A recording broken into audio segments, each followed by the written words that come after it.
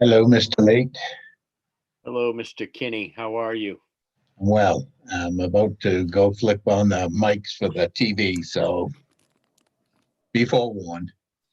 Do what you got to do. I'll be back. I'll be right here.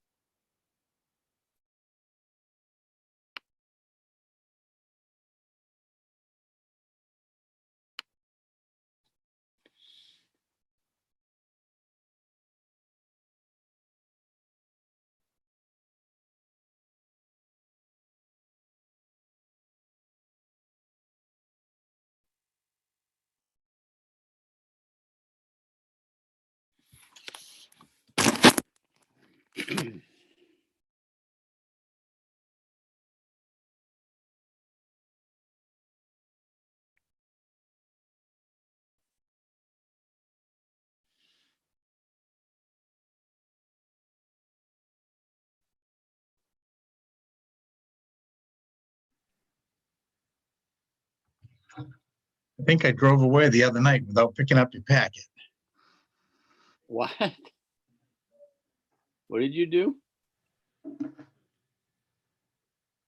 When I left your house, you said, I got to give you my packet, and I think I drove away without it.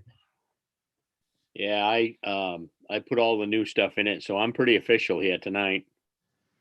What I'm trying to do is do the split screen so that I can do the Zoom meeting and then get the packet on my computer screen, but it's just too small. Yep.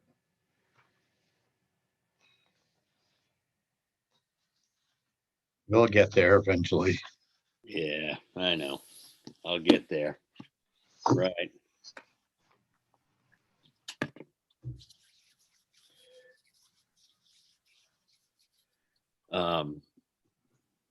I'm not sure if you heard this or not, but Fred Moody passed away. I heard that on Saturday. Yeah. He hadn't been feeling good. Ugh, tragic.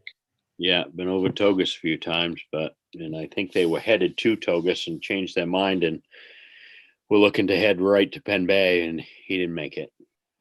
So it's too bad. Definitely.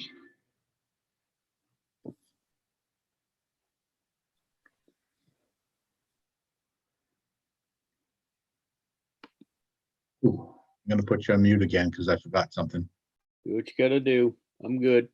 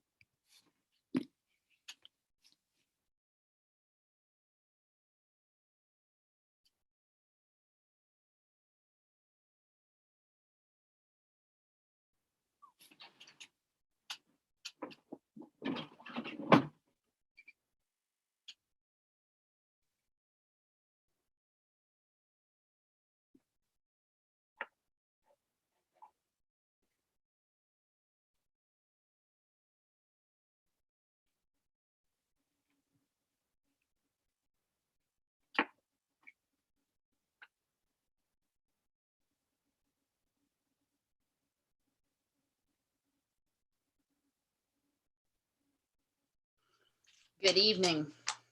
Good evening. How are you? Oh, just dandy.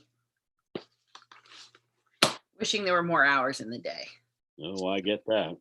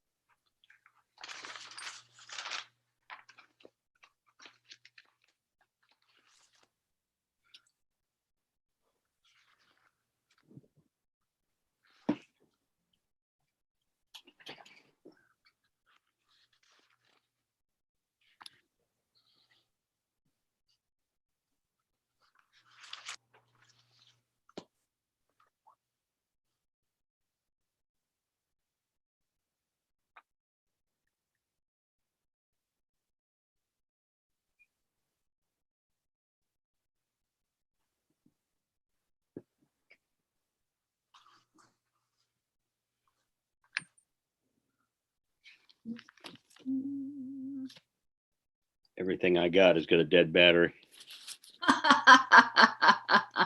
It's bound to happen at some point, right? I mean, it just. I got nothing lately. I am a scatterbrain. No, you are not. Stop it. I got nothing. I don't know.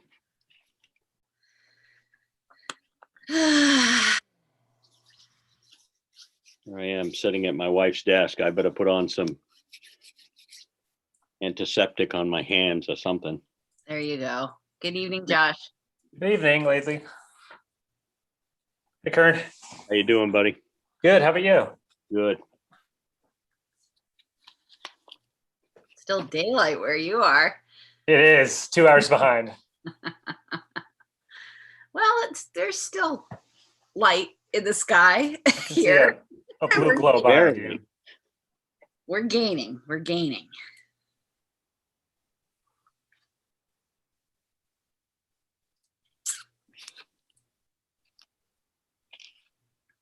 I see Mike is a attendee. Not sure what happened there. Maybe he couldn't Well. find the link. Maybe. I mean, there should be a reminder in his inbox. Yeah. David can always drag him over as soon as he sits back down. Yeah.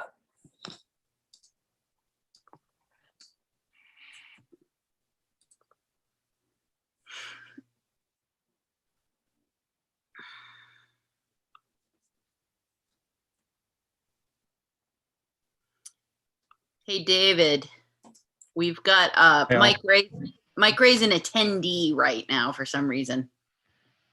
No. Is that where you'd like him? All right. Preferably Now. not. He's on his way. All right. Well, it's 6 p.m. So let's get rolling, and Mike will be popping in with us at any second now. Welcome everyone to the Lincolnville Selectmen's meeting. It is March 8th already. Whew. We are operating under the state of emergency as declared by the governor during this pandemic, and we are subject to the Maine Freedom of Access Act, and we are conducting this meeting over Zoom. We are projecting it out onto our local access TV and recording it for Zoom as well. We encourage the public to participate through telephonic, electronic, or similar means. If you have questions about that or unsure how to participate, please feel free to reach out to us at the town office, and we will do everything that we can possible to help you participate. All action taken by the board will be done via roll call, including adjournment. And we do encourage the public to participate via the chat feature. If you wish to be recognized, please raise your hand, wave, or use the virtual hand raise, and David or I will make every effort to acknowledge you. And if I miss it, I'm sure one of the members of the board will help point you out. So before we get rolling, Mike. Yes, I'm here. Can you read the quote of the evening, please? Yes, I can. Many men go fishing all their lives without knowing that it's not fish they are after. Thank you very Well, much. Henry David Thoreau said that, by the way. Yes. Yeah. And David Kinney, do we have any members of the public that wish to address any non-agenda items in the citizen forum? He had nothing submitted via email, and I only see one attendee thus far who is here for agenda item 6. Yep. Okay. Well, thank you very much. Seeing that there's nothing there, let's move along to the administrator's report. Just for everyone out there in TV land or World Wide Web, nomination papers are available for seats on the Board of Selectmen, the Lincolnville Central School Committee, the 5-Town CSD Board, and the Budget Committee. Those are available now during normal business hours at the town office and need to be returned by 4:30 on Friday, April 9th. So you still have plenty of time for anybody that's out there and interested. The only other thing I want to make the board aware of that's not on the agenda is I have had a couple of concerns raised regarding parking at the lawnmower races events that have been held a couple of different weekends here on Norton Pond, and delving into that a little bit more, but just wanted to make you aware in case somebody's made you aware or you were unaware. Okay, is that it? It, Selectman Barnett Parker just mentioned having a lag issue. I don't know if anybody else is experiencing that. Okay. I'm not, no. Okay, thank you, David, for the administrator's report. Let's move along to upcoming meetings and announcements. all meetings are remote unless announced otherwise. The planning board meets Wednesday, March 10th, 7 p.m.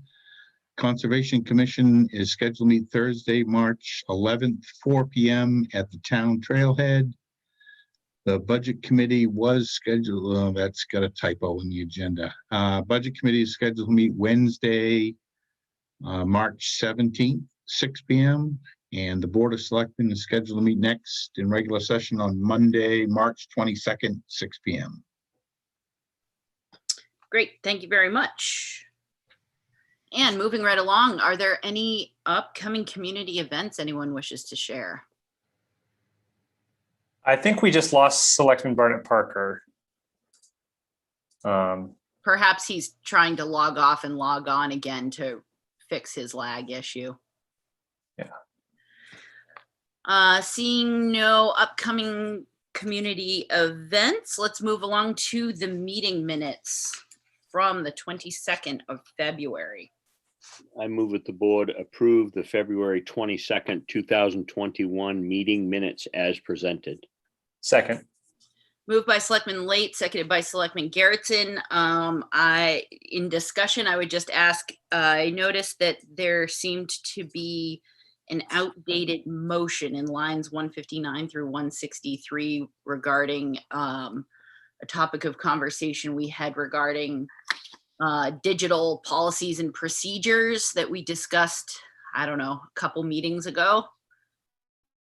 So we probably should cut that.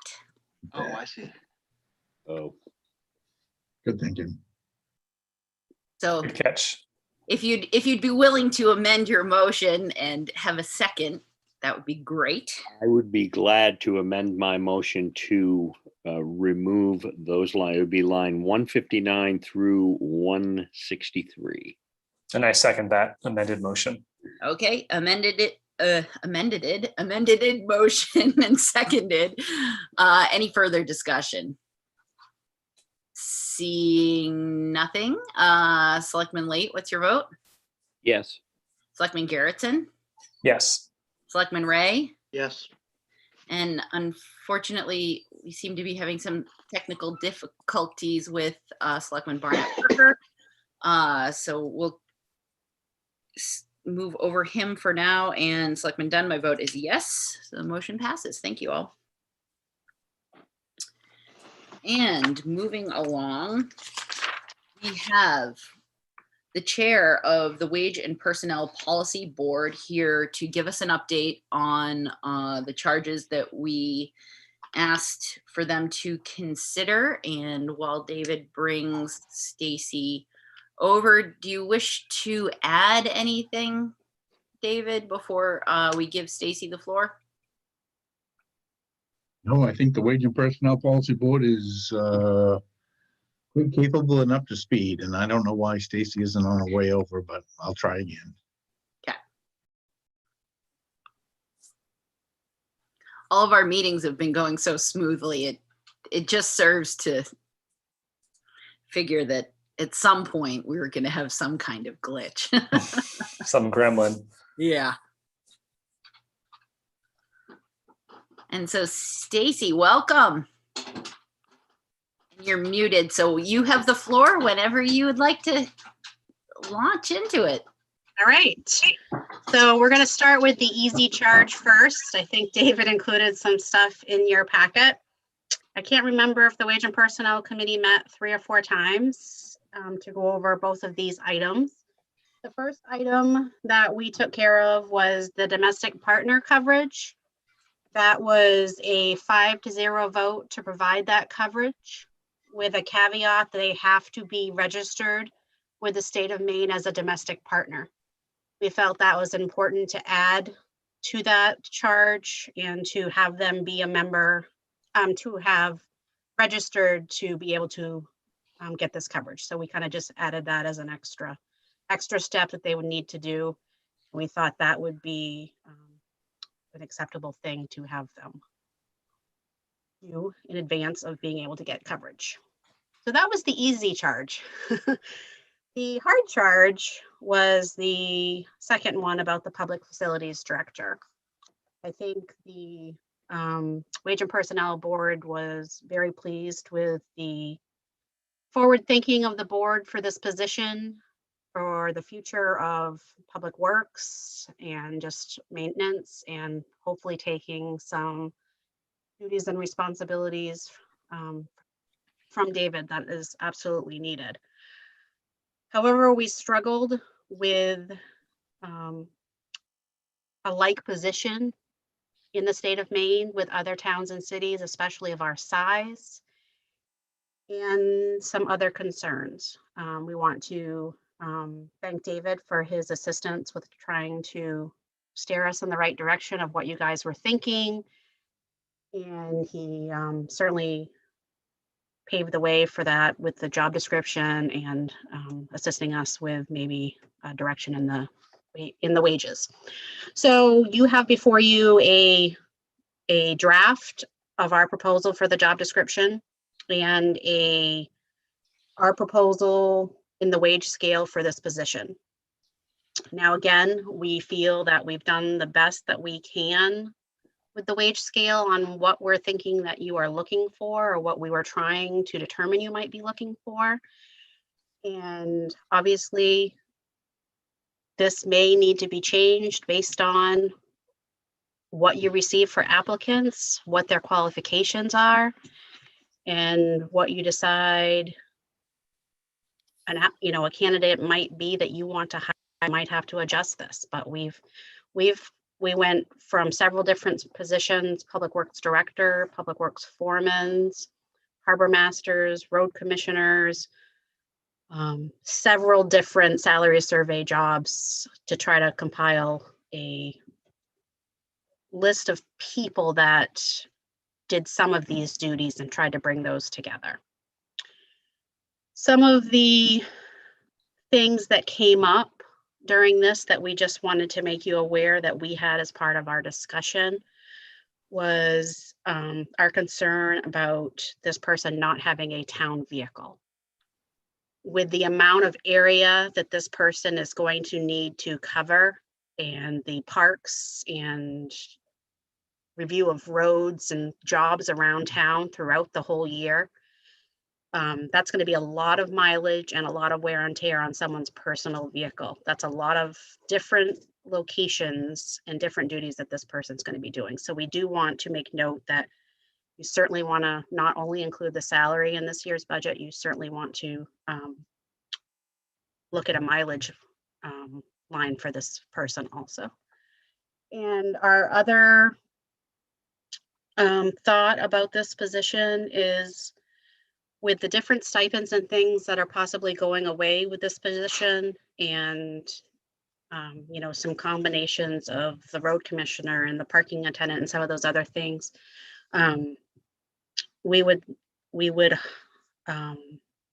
we felt that not only should this person possibly have a supervisory role, but also some hands-on work.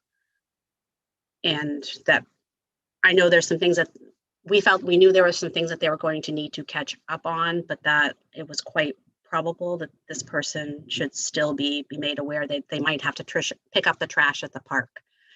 That some other things, if there wasn't a parking attendant that day, they might have to do that job, just a more hands-on position than just supervisory. So I believe that was all of our things that we discussed. Great. Thank you very much, Stacy. You're welcome. We really appreciate Yeah, it was an odd, and we felt it was a great direction, but it was certainly a challenge for us to decide how to make this happen. Yeah, I'd be surprised if this was the last time that we have a conversation about it. Yeah, like I said, we were super excited about your forward thinking about this position and what, possibly a, public works in the future and those type of things. This is certainly leading the way to that.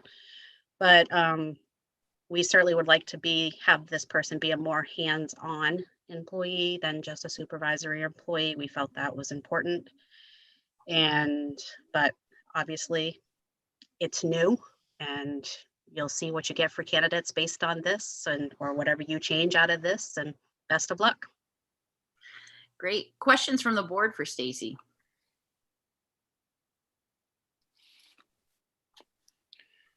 It's great. It's quite comprehensive.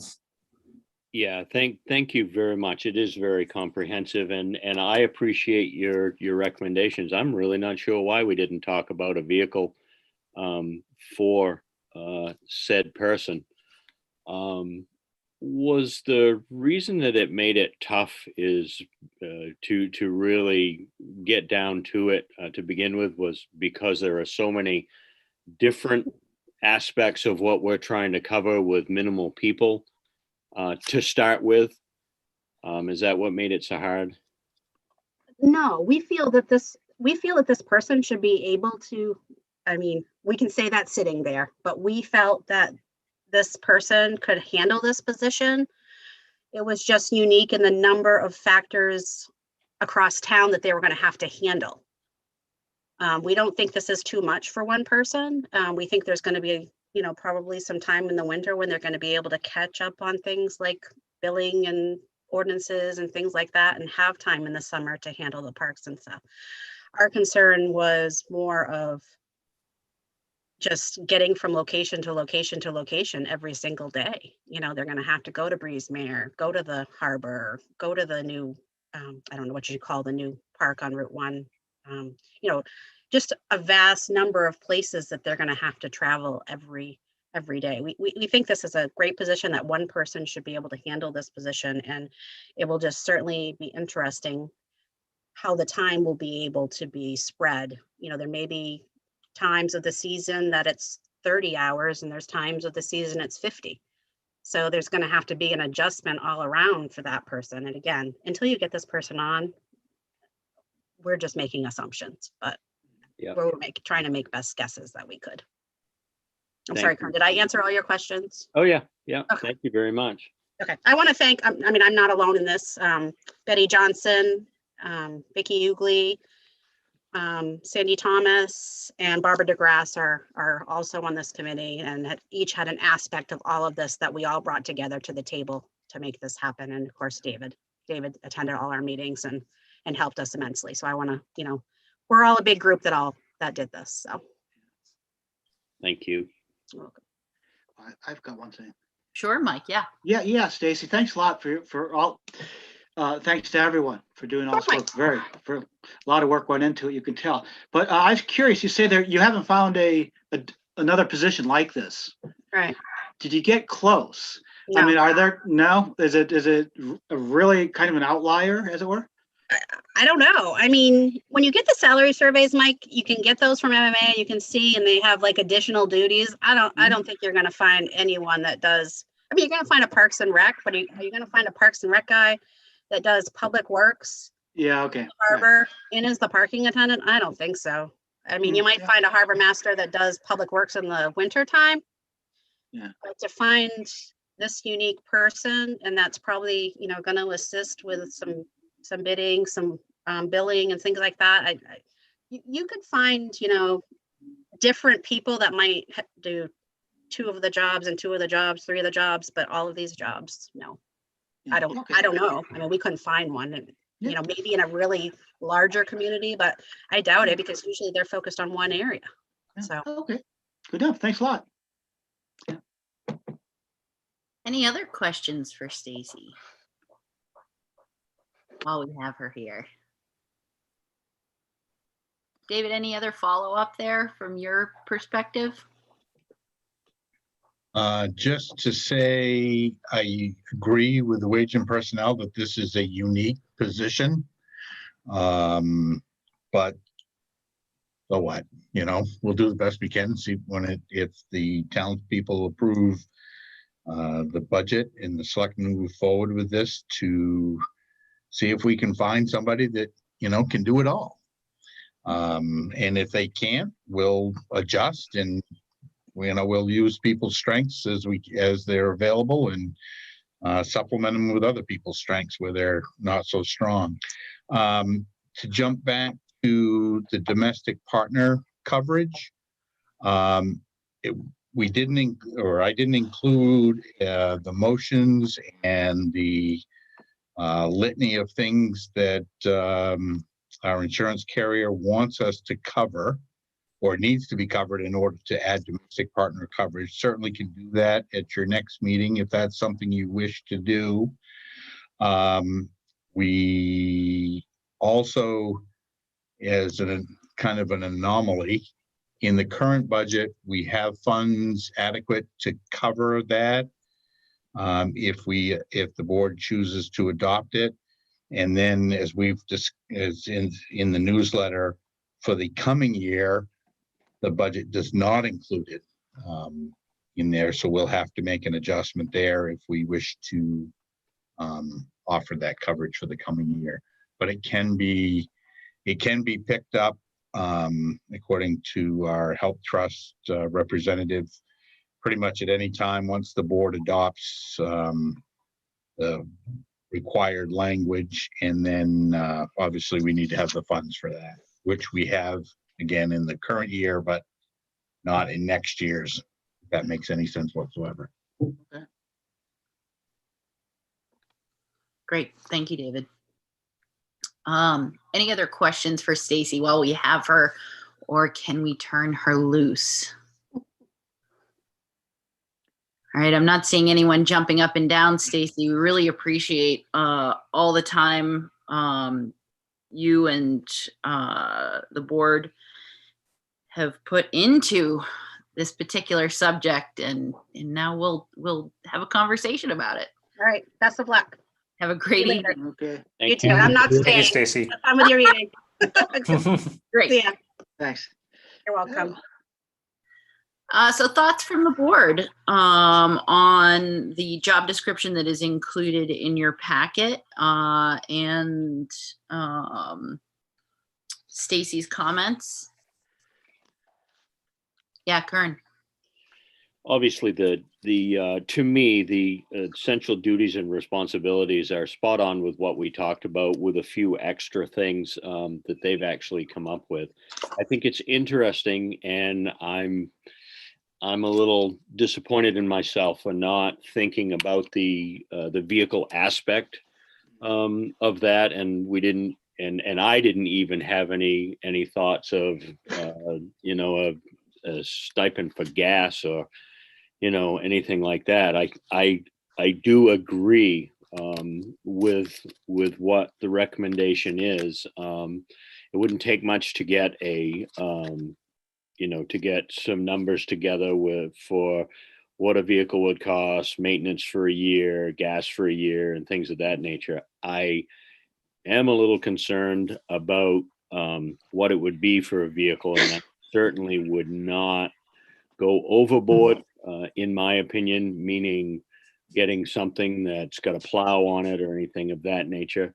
Four-wheel drive probably is a must, something with a pickup body on the back. But when you get into vehicles owned by municipality and plowing and things of that nature, that opens up a whole different can of worms for us.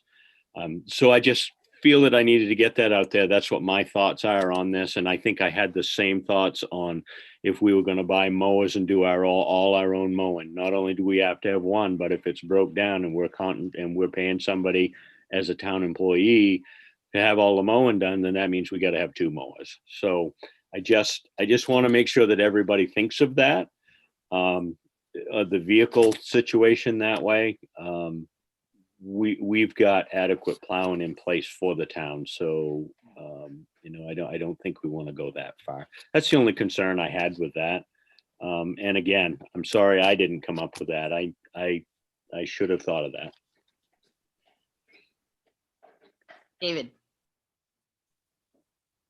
Just wanted to alert the board, if you don't recall, we did We did up the mileage request in administration and finance on the assumption that for at least a portion of the year, we would have a public facilities director.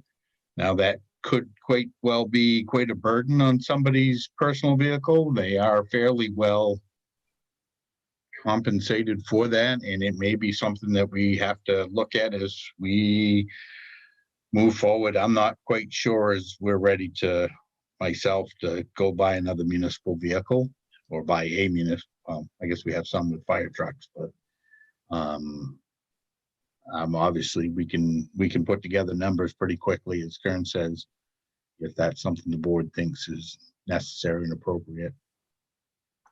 Well, my immediate question, knowing that we did include an allowance for mileage, I know our town administrator certainly buzzes about the town like a very busy honeybee all over the place. So I would say, of anyone involved in this conversation right now, David Kinney probably has a pretty clear idea on how much time you can spend going from place to place to place. Also, Bernard, in his weekly tour of the town, probably has a real good idea of mileage as well. But perhaps the stab that we have in this budget is adequate for the first draft. Yeah. I don't know. Yeah, Josh. So Bernard and David, I'm assuming, are not reimbursed for their mileage. That is a faulty assumption. Okay. The town administrator, well, any employee that we have that utilizes their personal vehicle for municipal business, as long as you fill out the log of mileage, which has the date, where you went, starting miles, your ending miles, and the obviously the miles traveled, you can turn that in for reimbursement. Our current personnel policy says the reimbursement is at the IRS rate. So when the IRS changes the rate, we change the rate. The road commissioner has traditionally not turned in mileage.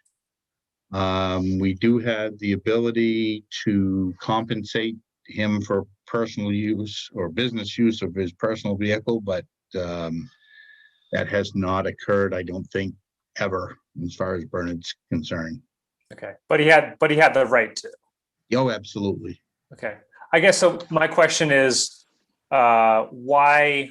Yes, it is a lot of wear and tear on a vehicle, but why isn't just the IRS reimbursement adequate as long as whoever we hire has a vehicle that can do the job? Yeah, Kern.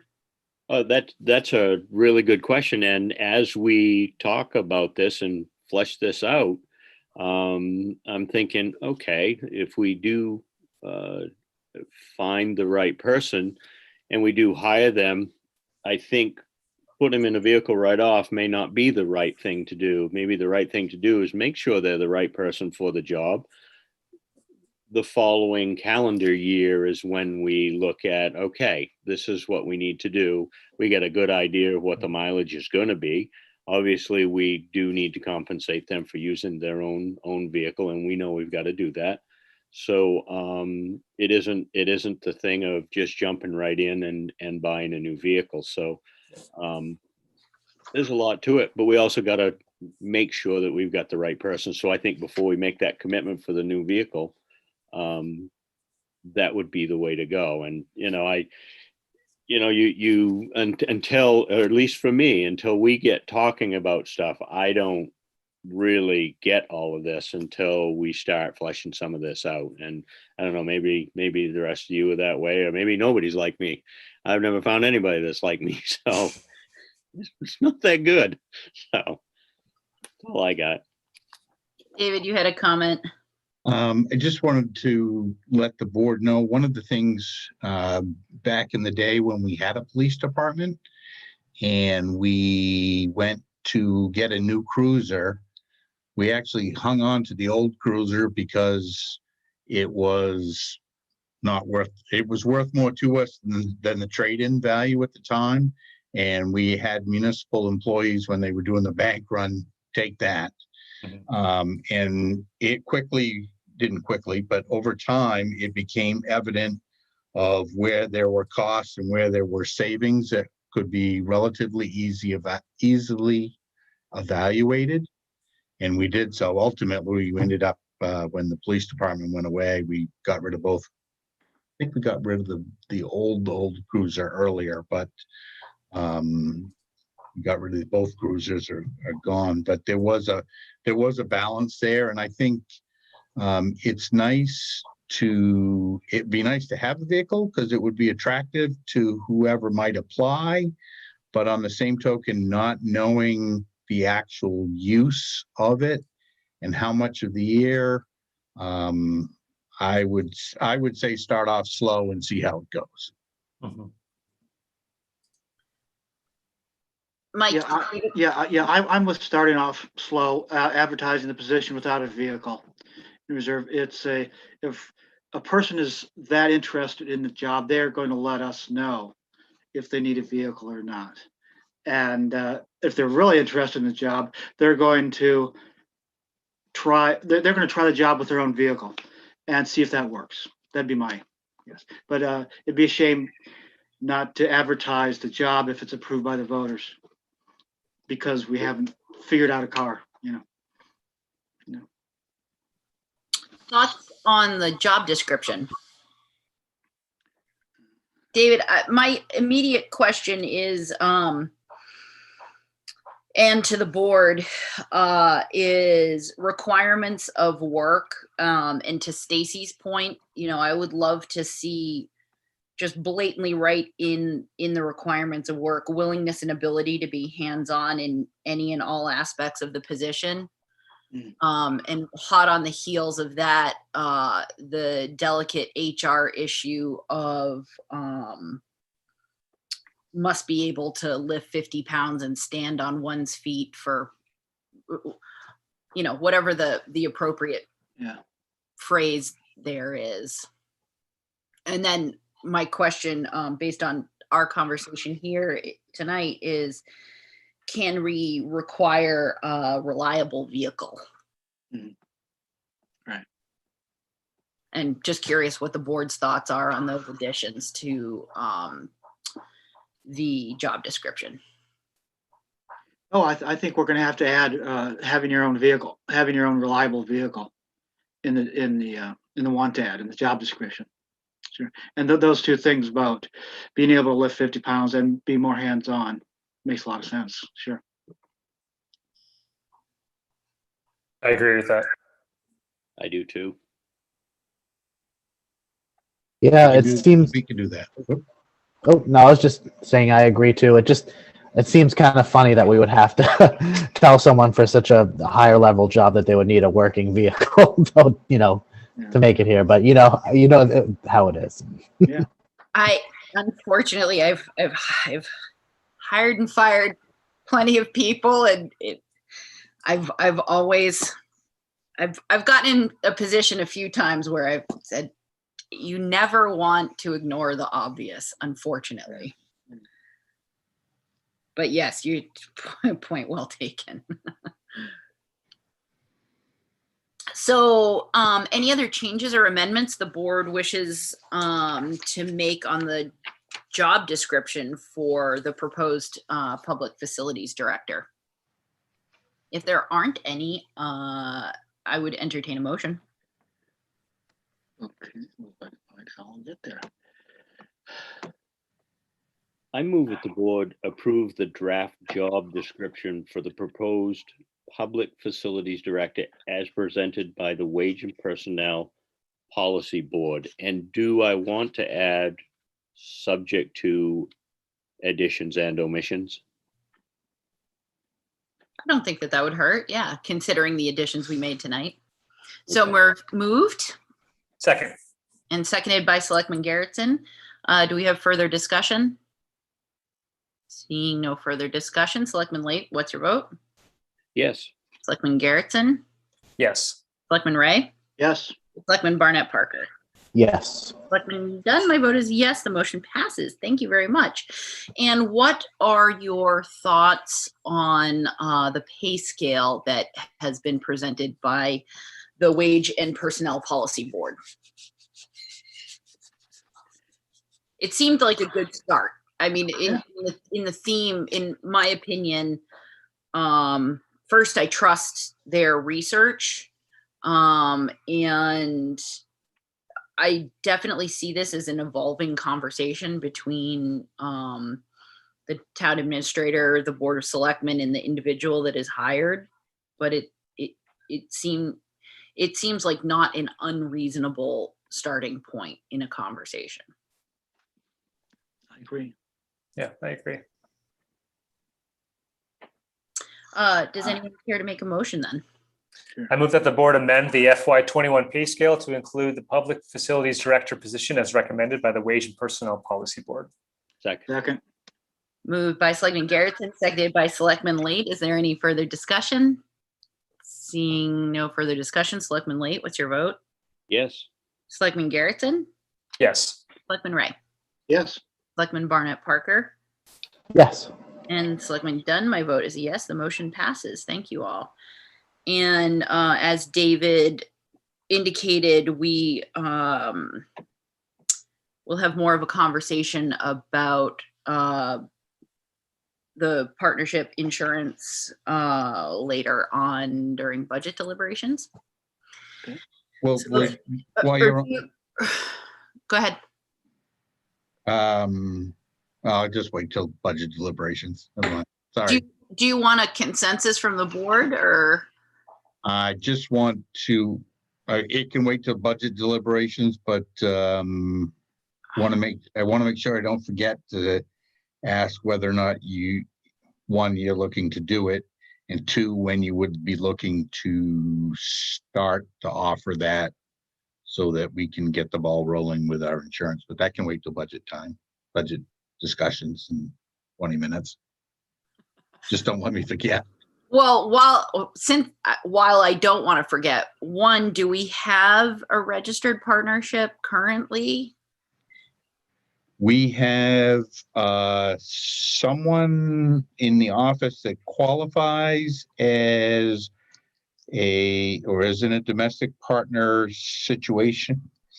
relationship. I don't know what the word to say in that phrase is.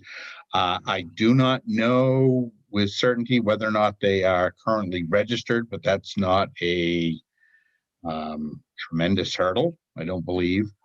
And so, yeah, I guess that's where I'll leave it at the moment. And then my follow-up question is, we budgeted these monies a year ago. A year ago, we budgeted monies because we were under the assumption that an employee was going to have a, for lack of a better word, major life event that would qualify them for the additional insurance. That has not occurred, but yet, so we budgeted the money.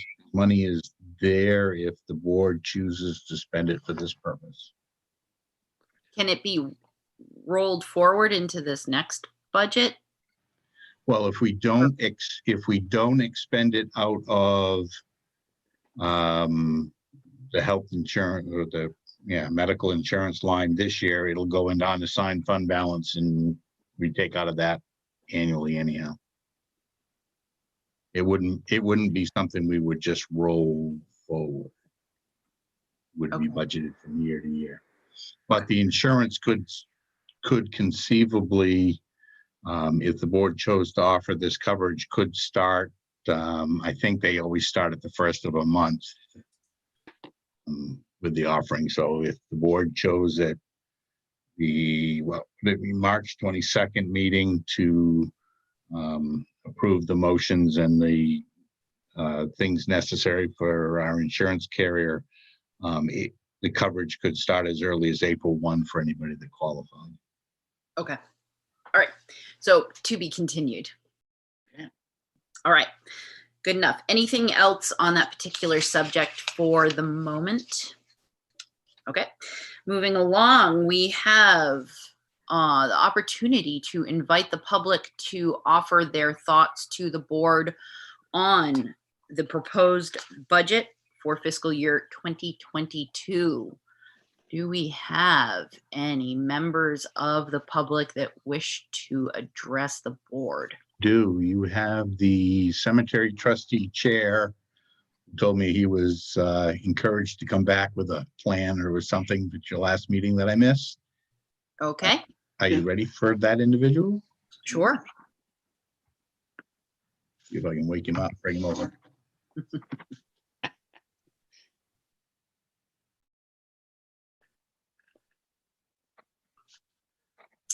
Welcome, Rosie. Here we go. Hello. How we doing? Good. Well, You have, Rosie. you have the floor, Rosie. It is the public input on the draft budget. Well, you had, the board had asked me to get together with the finance director and the town administrator about moving forward. And I guess if you could re-ask your questions on that, I think I could probably hopefully come up with the right answers. But you had some questions last time, and I just hadn't got together with the town to really answer those questions. Hopefully I can do it tonight. Sure.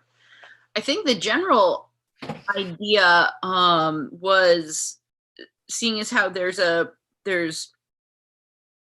significant amount of carry forward that is being that is there, but there's also an additional request for this fiscal year. I think just for the board and the public's education, what the cemetery committee is proposing, not necessarily chiseled in stone, but just Right. how are these funds going to be allocated, and what are the projects that are going to be discussed by the committee?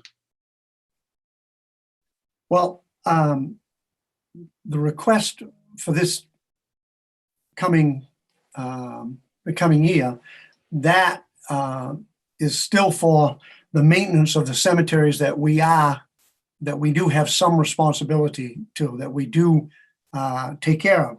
So that will be completely eaten up, if not more, out of that, because we're still unsure after July 1, what it's going to cost to do. We don't have an exact figure on what it's going to cost to do the mowing and the spring cleanups and through the mowing and stuff throughout the year. The money that's already in there, we have multiple projects, and one of the things is we need to get these cemeteries back into somewhat shape. And so what the plan is at this point in time is to do something like the town has for its paving projects. You've got this road this year and next year's and the next road. And so what we're going to do, what the plan is to pick one of these cemeteries and do the project that needs to be done, like the loam.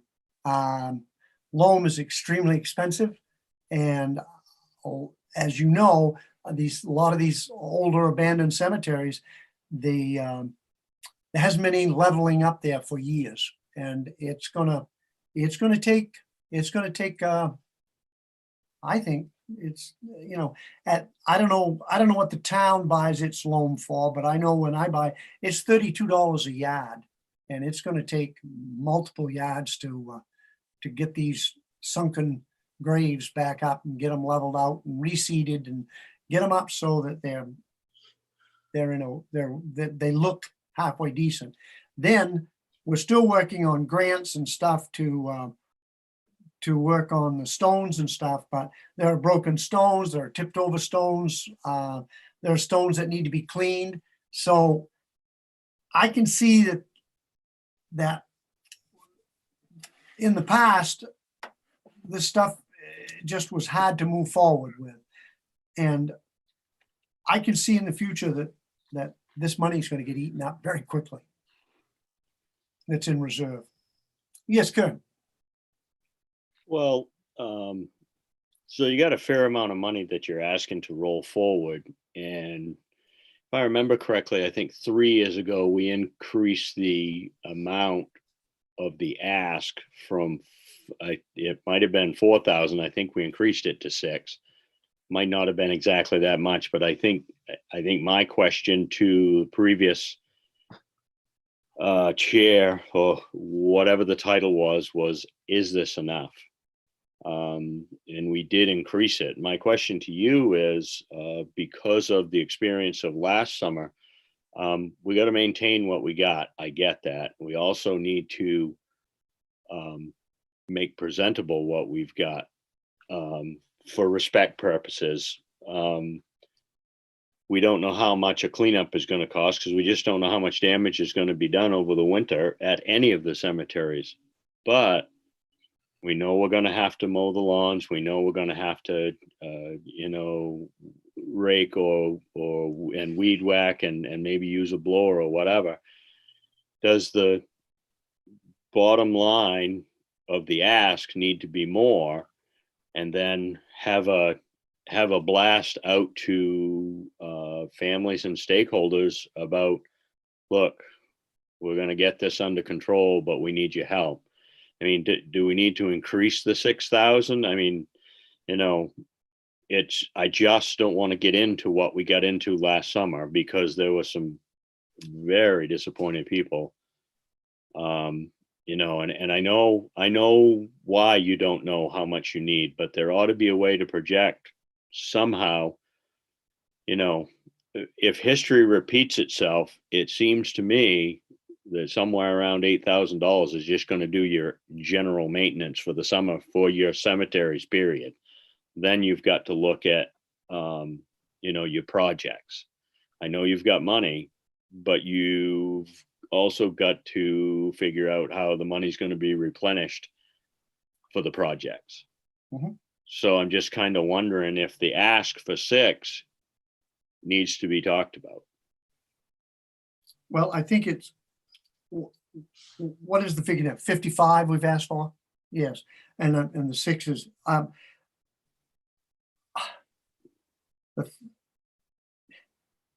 we're still, I think I know what one of the things that's on your mind, Karen, and we just, it's like the elephant in the room. We just can't, there's a couple cemeteries that there is maybe a possibility that we're going to wind up taking care of those. But right now, they do have a little bit of money in their account for that. Not much, but a little bit. So are these cemeteries that are different from what Rosie Gary is doing? What's that? Are these cemeteries that are different from what you're responsible for?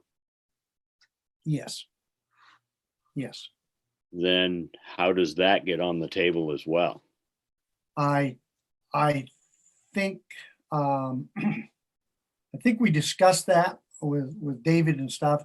The plan, Karen, the plan is to have another meeting with those people and find out just exactly what their plan is. We did have, I kind of, with one of the individuals that's involved in that,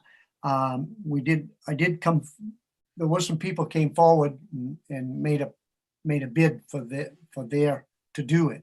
And it's quite expensive compared to what they've been paying. So, but in the meantime, I need to get those people, the other people together. I'd like to sit down with those people and get a meeting with them, even though it's such a touchy thing. Anyway, I'd like to talk to them and find out how would they like to move forward. And it's nothing that I can do, but maybe these people, maybe these other cemeteries need to come to you and put in a formal request that we can no longer take care of that. And that's the Well, only we, way I know.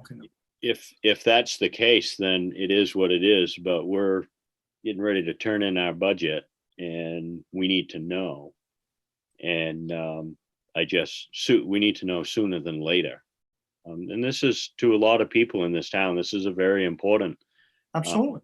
aspect of living here. And it's got to be respectful. And, you know, if we're not putting away enough, if we're not asking for enough money, then we need to know that. And, you know, anybody that, my hat's off to anybody that steps up and helps take care of this type of thing. But if it's not enough, it's not enough, you know. And if we need to ask some tough questions, we as the you know, the elected officials of this town, then we need to ask the tough questions. If people are having a little trouble, you know, being able to come to us, then I get that, but we need to do it. David, maybe in our conversation, the three of us had when some of this thing was brought up, if you've got something you can comment on? Sure, I'll try. Obviously, we really have two different categories of cemeteries. There are ancient and abandoned cemeteries that have fallen to the cemetery trustees to provide the upkeep and the maintenance to. And then we have a number of cemeteries here in town that have, I guess I'd call it private ownership, although I don't know if anybody can really own a cemetery. But they're not owned by the municipality. And our responsibilities, legally, our responsibilities there end with certain responsibilities in terms of veterans' graves maintenance. After that, we have some monies that have been left to us that we distribute to various cemetery associations based on how that money was given to the town. But some cemeteries or their associations are much more active and involved than others.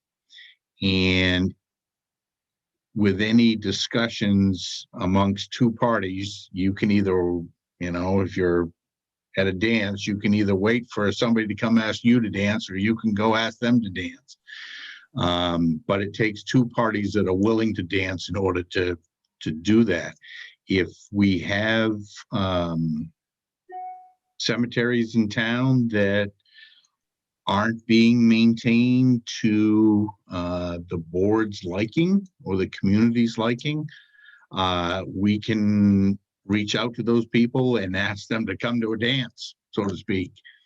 You can't force, quote unquote, force them to do so unless you're willing to go to the townspeople and say, you know, should we take the cemetery by eminent domain or something? You know, is there a public purpose behind it? And then you obviously have to go convince a judge that, you know, it's there. So the actions to date have been more on the lines of, if you have challenges and you want town involvement, put you on an agenda, come see the selectmen, tell them what your problem is and what you'd like to see for a solution, and then you folks could have that discussion. Conversely, if you'd rather take, or the board would rather take, a more active approach and go talk to some representatives of some of these cemeteries, tell us which ones, tell them when you wanted to have that conversation, and we'll reach out.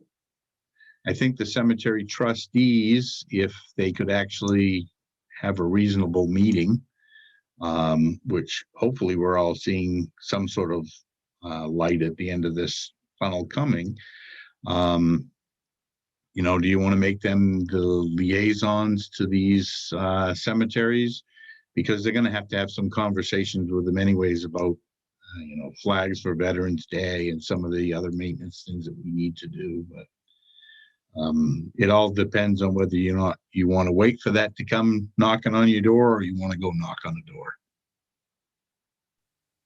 Rosie, correct me if I'm wrong, but I feel kind of what I'm hearing you say is that you all as a committee have some figuring to do and kind of a regrouping period of time. And that perhaps the advocation is to keep the money that we've got in the budget there and keep the carry forward, which we can't necessarily touch anyway, because it could be funds from various trusts and whatnot. And that you're looking forward to kind of using this as a stepping off point to be able to have a much more concrete idea to come back to the town with. Absolutely. That's exactly right. Okay. Exactly right. I Until- don't want to be putting words into your mouth, but I want to make Right. sure I'm gleaning what this conversation is leading to. Right now, I have nothing concrete to move forward with, other than we have some projects in mind and stuff, but I don't really have anything that, so now this is what we're going to do. We're going to do things differently, you know, now and see how that works. I've tried to make contact with who's been taking care of some of our cemeteries. I haven't been able to get a hold of them as of yet. I need to find out whether they're planning on doing the season.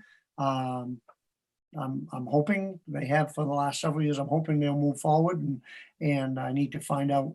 But I haven't got any response back from them as of yet.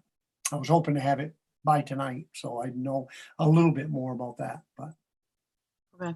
The other thing I wanted to chime in, not to jump in the middle of this again, but just so the board knows, we still have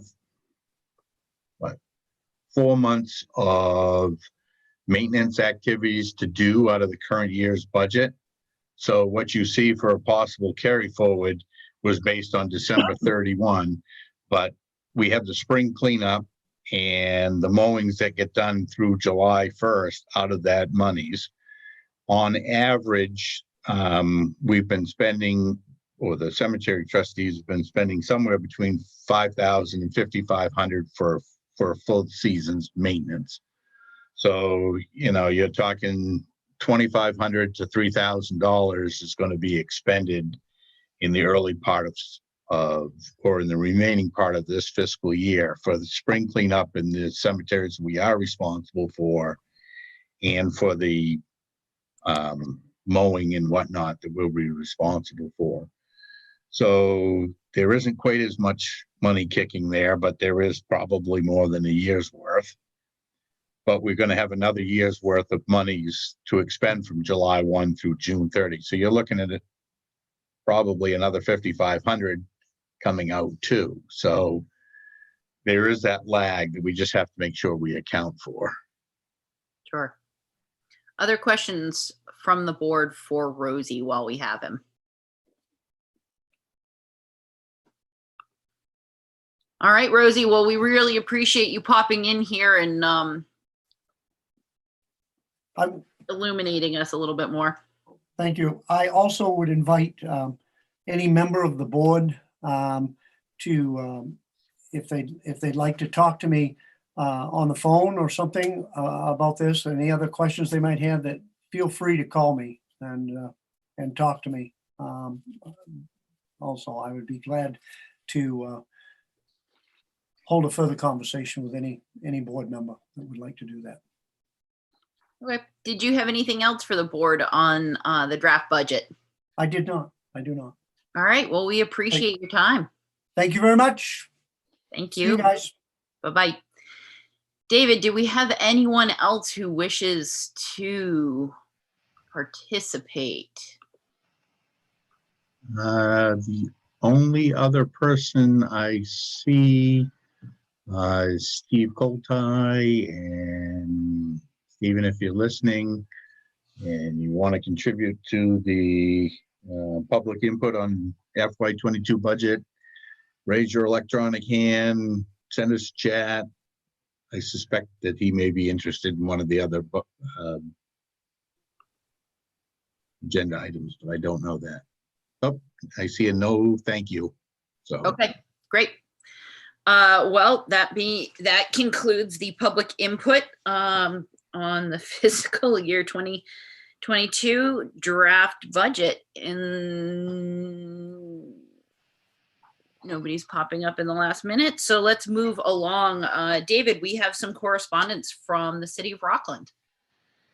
yeah, received an email from Rockland City Manager Thomas Luttrell that's in your packet regarding some of his counselors wanted to see if any of the communities in the region were interested in a joint Zoom meeting to discuss clean energy options that might unite us all together for the future. That's a policy discussion amongst boards, so it's on your agenda for you to discuss whether or not that's something you would be willing to do. And I communicated with Tom that I would put it on your next agenda and be back in touch with him as soon as you told me what to think. Boy, I don't see why not. Thoughts from the board? I would think we would want to at least sit in on the first meeting and see what's going on, see what their thoughts are. Mike, you had your hand up? Yes, yeah, no, I agree with Kern. It's a good idea. Let's find out what's going on. How far we take it is, we'll see. Yeah. I'm seeing nodding heads. Yeah, I absolutely agree. I don't, did any of you get a chance to read or watch the Rockland City Council meeting where they discussed the natural gas pipeline? Just I did not. No. Yeah. Okay. Yeah, it was, I spoke there against the pipeline, and there were 100 people in the Zoom meeting and there were 70 people watching the live stream. And it was electrifying to see the whole community come to want to be involved with that conversation. So I think certainly there's no harm in us all talking together. Absolutely. I get excited when regional policymakers want to have a joint discussion about, at least to start, you know, who knows what comes from it. David, do you want a motion of some kind, or is it general nodding of heads to respond, to give him the thumbs up, to be kept in the loop? I do not need a motion. I think I've heard a majority of you say it was a good idea. I would just convey to them that we think it's a good idea, and any known bad dates, which would obviously be pre-planned or pre-scheduled selectmen's meeting nights or outside of that, and see how I suspect it's when you start talking, there were half a dozen names that this was sent to. And I suspect there are others in the region that would be interested, that, it's going to be a big group. So they may not be able to satisfy 100% of us, but I'm sure they'll at least set it up so they can get somebody from each town. Great. Anything else? No. From the board on this? No. Okay, great. Well, we appreciate the invitation for sure. Then if you would all get out your updated draft municipal budget, we will proceed through the edits that we have made and any other additions, changes, amendments that we wish to make. Does everyone have the new updated version? Okay, great. David, do you have any comment before we launch in, or shall we just go through page by page and address things as they come up?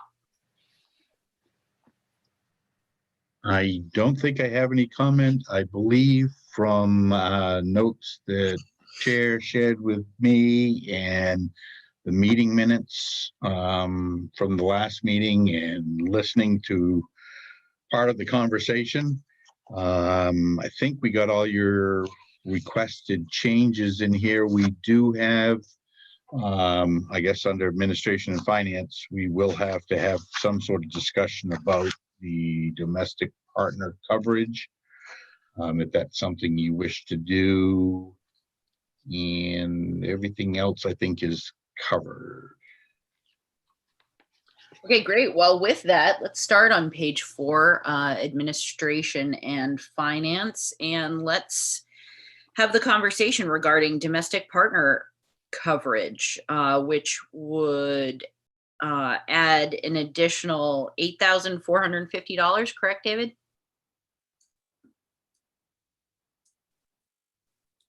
Sorry, I muted myself. Yes, that's correct. Okay, thoughts from the board on this? Yeah, Josh. I think we should add it. I think it's just being competitive and the right thing to do. Okay. Yeah, Mike. Oh, you're muted. Okay, yeah. I think I just said that, yeah, I'm in favor of adding it too, for the same reason that Josh mentioned. Okay. Anyone else? Pros, cons? I'm just for it. I totally think it's the right thing to do. Okay, great. So any other strong opinions? Not seeing Kern jumping up and down. So it sounds like, David, we need to add that in. Yeah, so we'll amend the fourth line down. We'll increase that by $8,450, which will change administration and finance under the selectmen's recommendation to a total of $567,051. Great. Thank you. Anything else on administration and finance that jumps out at anyone? Sorry, I don't. I can't hear you. Oh, you're muted. If anyone knows how to turn off the ding between my phone and the Zoom thing, No. please let me know. Good luck. You open the front door, you take your phone and you throw it outside. I know, but it will still, the text messages will still happen. Oh, Anyway, sorry. so I forget, please forgive me if you're hearing dings from my end of the world. Well, there's always the seat cushion thing. Slide it under there. So if there's nothing else on administration and finance, page 4 and 5, let's move along to page 6, protection animal control. Anything there? Nope. Not seeing anything there. Let's move along to page 7, protection parking enforcement. We discussed this last time. There's just the $50 amount for supplies. Anything there?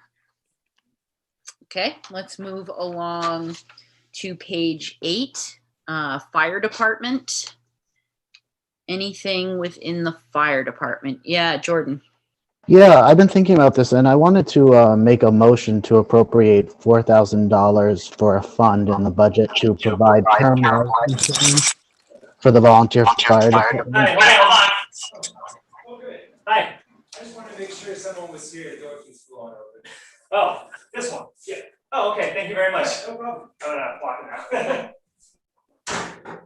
Sorry, Jordan, you got a little garbled and then Josh had his thing, so. Yeah, no, that's okay. So I wanted to make a motion to appropriate $4,000 in the budget to provide short-term life insurance for the responders in the fire department. Isn't there something for that provision through the Maine State Federation of Firefighters? that our fire department is a member of?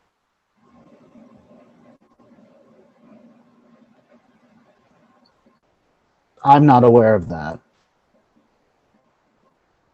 David, can you offer any insight on that? Unfortunately, I cannot.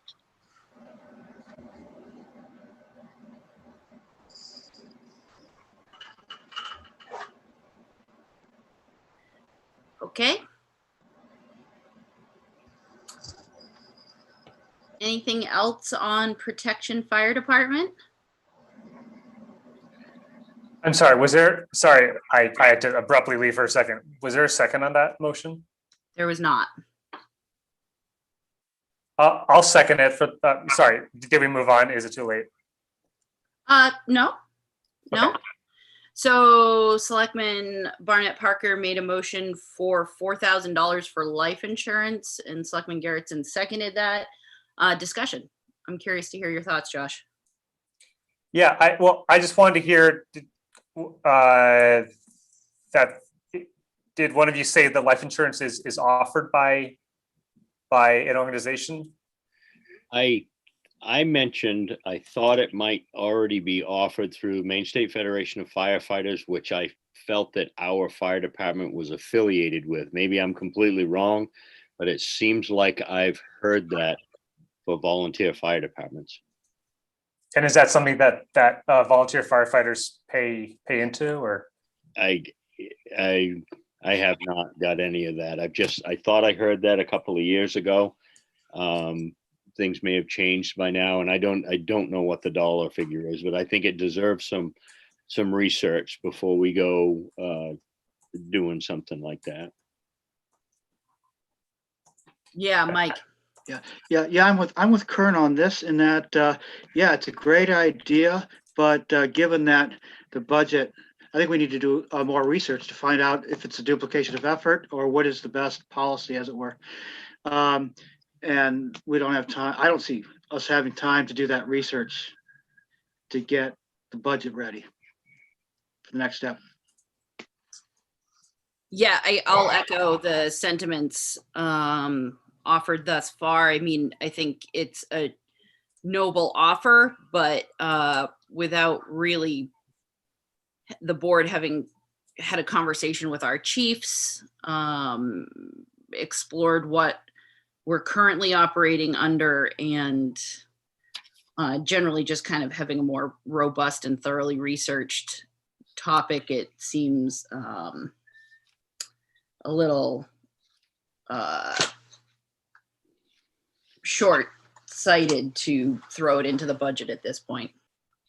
So if we find that they're not covered, is that something that you guys are behind?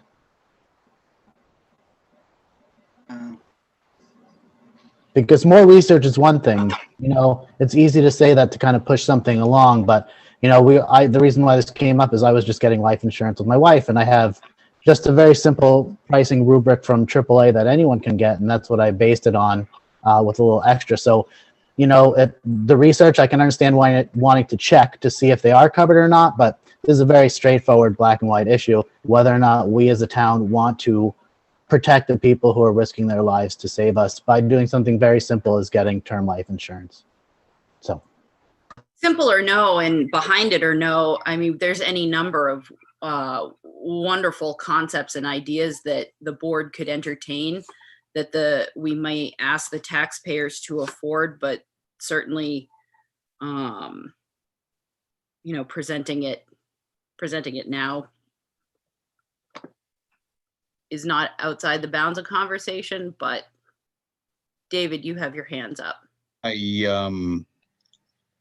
don't know what the coverage is, but I do know that these the firefighters are considered municipal employees when doing firefighting duties, so that there would, I hate to say it this way, there is a accidental death benefit. I hate to use the word benefit, but benefit through workers' compensation should something occur. That may not be substantial, and it certainly somebody lost their life, it certainly wouldn't bring them back, but I do know that that is out there. Is there further discussion? So there's a motion on the table to add in $4,000 for life insurance. And we're in discussion. If there's no further discussion, Selectman Late, what's your vote? No. Selectman Garrettson, what's your vote? No. Selectman Ray, what's your vote? No. Selectman Barnett Parker, what's your vote? Yes. Selectman Dunn, my vote is no, the motion fails. Is there anything else under protection, fire department? Seeing nothing at this time, let's move along. Page 9 being included in protection, fire department. We have protection other, containing streetlights, insurances, legal services, emergency management, ambulance service, Knox dispatch. Anything there? Yeah, Kern. When we had our presentation here not too long ago, actually, I think it was our last meeting by Kevin McGinnis, I feel that there were topics that did not get touched on. Cost apportionments summary in our packet for first responder that each town is suggested to appropriate per year. It's confusing. I've read this 3 times. I know there's been a question as to why Lincolnville hasn't put up any money towards this. And I think we need to talk about it. I feel in my mind, I feel that the presentation the other night was not complete because I didn't get any of this, and I was quizzed by another fire chief the other day as to why Lincolnville was so against it. And I said, what do you mean? So here it is. And I think we need to talk about this.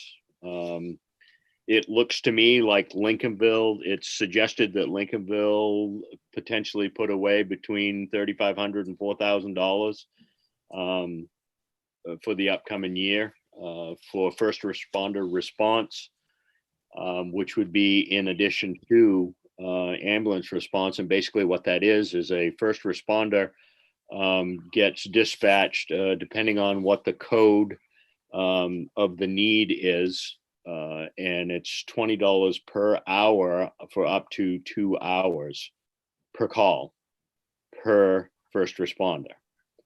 I wish we had someone in the know in front of us, because I'd like to know what the last 3 years were like for first responders for the town of Lincolnville. I'm not sure that I can draw that information properly out of the information that we have. I'm concerned that if we need a first responder and an ambulance can't get here sooner, it's my understanding we do have a first responder in Lincolnville. But is that first responder not going to respond because we haven't put away any money for it? I mean, maybe that's an extreme. I don't know if Kern's done questioning. We haven't had a true first responder service in Lincolnville since before Northeast came to town.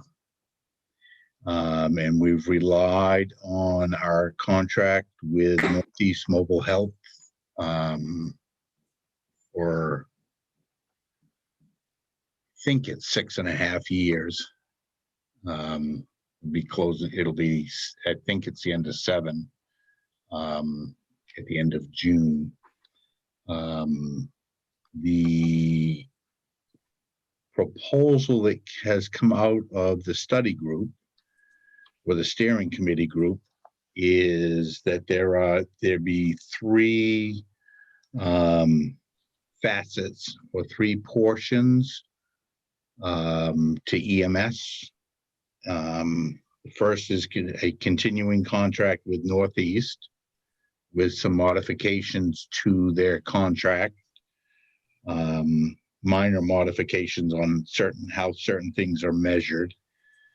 And then a regional planning initiative that we can talk about momentarily, but the other part of it is there was a proposal to possibly create a first responder system unit. Being first responders would be toned out at the same time as the ambulance. And if they were available and closer, they could choose to respond or would respond. The proposal that was put forward by the steering committee came from the fire chiefs, primarily from the Camden and Rockport fire chiefs, but certainly all four were involved, to say that it would be paid at, the first responders would be paid at $20 an hour for a minimum of 2 hours. So if the tone went out and you said, Dave Kinney, first responder, I'm headed to the call, and Northeast said, Northeast Unit 4 in response, and we get there at the same time, beyond what care I might be able to provide, the handover goes from first responders to the ambulance service when they arrive, and I'd be compensated for 2 hours regardless of whether I spent 20 minutes or 2 hours there. If I went more than 2 hours, I would be compensated for more than 2 hours. The likelihood of a first responder being anywhere for 2 hours, in my mind, is pretty slim. From there, it was looked that the first responder system would be a regional effort that would be administered by one town of the four. The estimate for administrative costs for the first responder system was $1,200 a year amongst the four towns. The proposal at the time that this was put together by Mr. McGinnis was that those costs for administration be shared based on the population model that we currently use to share costs for the Northeast contract. Lincolnville's share of that $1,200 would be $216. On top of that, obviously there is, they were looking for each town to compensate its first responders directly versus having one town do that. So each town would have compensation offered to the first responders based on the number of calls and 2 hour minimum and $20 an hour. I guess you didn't get that in the budget or in the documents, but that added together with equipment, because obviously we have no equipment for first responders, but Lincolnville would have to equip its own first responders, we thought would total about $12,240 in year one, which is basically a half a year of manpower and purchasing all the equipment, and the half a year of manpower based on somebody thinks it's going to take us from July 1 through January 1 of the coming fiscal year to get this all set up, equipped, and people, and ready to go. I don't know if that sheds any more light on the subject, or... Well, it certainly explains it differently than I read it. For me, anyway. I mean, maybe I read too much into this. I mean, Kern, to me, I feel like we're sort of running a theme here where it's certainly a good idea. I don't think anyone would argue that first responders aren't a great idea, but I personally have a massive issue with a proposal of this sort coming to the board as almost a afterthought from a hired consultant and not coming from the policymakers of the municipalities ostensibly proposing this program. And so the fact that we as policymakers aren't having a direct conversation with other policymakers regarding the structure and implementation of this program is problematic, especially considering the price tag assigned to it and the fact that there's, as far as I can tell, even forget that, we have not been part of a conversation regarding a plan and the execution of that plan. So all of those,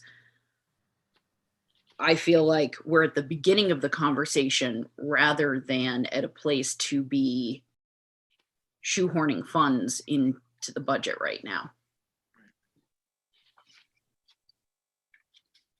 We were invited to participate in the study and did so. And in turn, this is one of the study recommendations. Now, if the board isn't prepared to move forward, so be it. Or if they want to meet with the other communities, assuming the other communities would do it, great. But it's you haven't necessarily been involved with preparing it, but we've been involved in getting some of this stuff to you, maybe not early enough, but it's out there.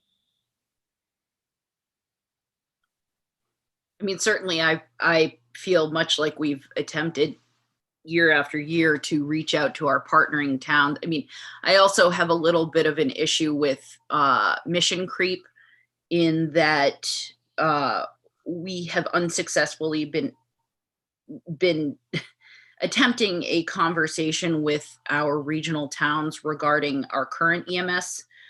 And I'd be remiss to recommend to the board to enter into a conversation about complicating that or adding to it until we could effectively manage a conversation regarding how EMS is handled currently. Mhm.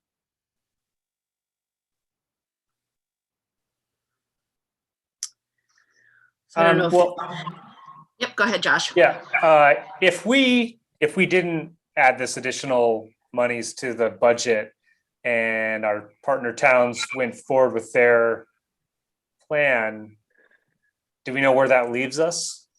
If they're forging ahead and we're not on the train? It leaves us in the same situation that we're currently in today and have been for the last 6.5 or 7 years. When a call goes for service, an ambulance will arrive just like it does now. And the interim period between when the call goes in and the ambulance arrives,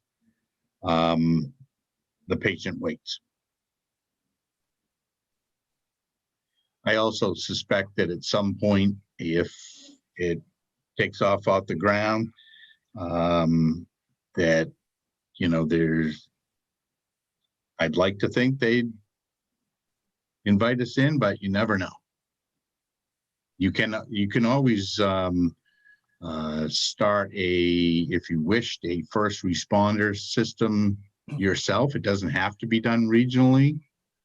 Town of Northport, and I think you talked to Hank 2 weeks ago, they have a first responder system that the town itself has taken on.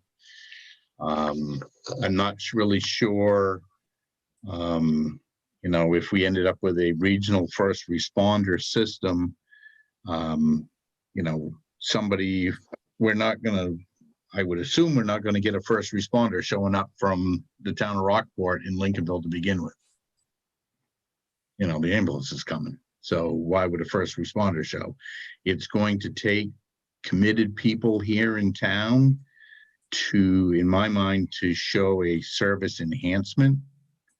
Because without somebody that can respond in a quicker, more timely, not to say that somebody isn't doing it timely now, but in something to shorten that gap between what do we have, 19-minute average response or 18-minute average response for an ambulance now.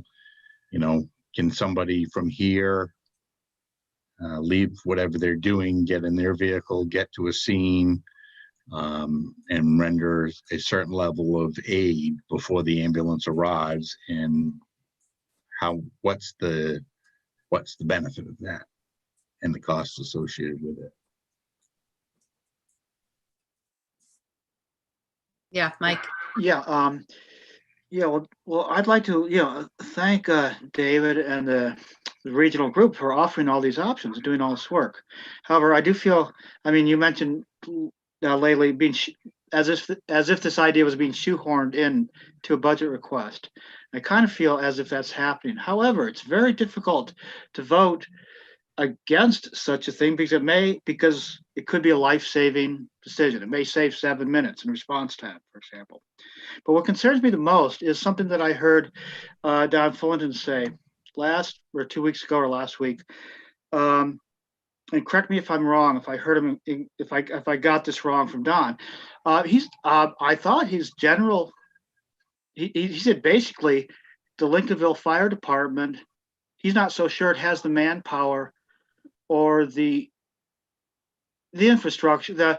He's not so sure he can get it up and they can get it up and running in the 6 months or in the next year. And I may have heard that wrong, but I thought it seems to me, and from what they were saying, you really need that push at that level to make it happen. Kern. Yeah, I think you're right, Mike. I think the conversation with our chief is I am out of time to give. Yeah. I think those were his words, plus coupled with other people having time to give. Yeah. And the expense of getting trained, and the time it takes to get trained. So you're not wrong at all. I agree with everything you've just said, Mike. It's tough to not vote for this. Yeah. But we've got some pretty straightforward information here. I do feel like it's being shoehorned in. And I'm sorry that I feel that way, but things being driven at us at the last minute or at the 100th hour, taking a fair amount of ridicule about saying stuff like that, but the truth is the truth. So, I mean, I would certainly advocate the board to keep this conversation alive. I mean, obviously it is something of merit. Our chief himself said that this would be an advantage and a benefit for our community. However, Hank was very clear, and also Rick Petrie was very clear that in order for a first responder system such as this to be effective and useful and worth the investment, is that it needs to both be well structured, well staffed, and have dedicated and focused efforts from those involved. And I'd just rather see us put some more concentrated thought and planning into it. I would imagine that towns like Camden and Rockport they at least have a few full-time firefighters. Is that right? So paramedics, so they're ready to go. Right. No, neither town has paramedics. Well, what do they have? First Rockport, responders. I mean, I'm sorry, that's the wrong term. Neither one has right now. Neither one has first responders. A true first responders. They have people that respond. Rockport has one full-time firefighter, and Camden, I believe, has 3 during the day. It may be 3 plus the chief. I'm not quite sure of that. And certainly, both of those communities have put some people through some training in terms of EMT training in the last couple of years. But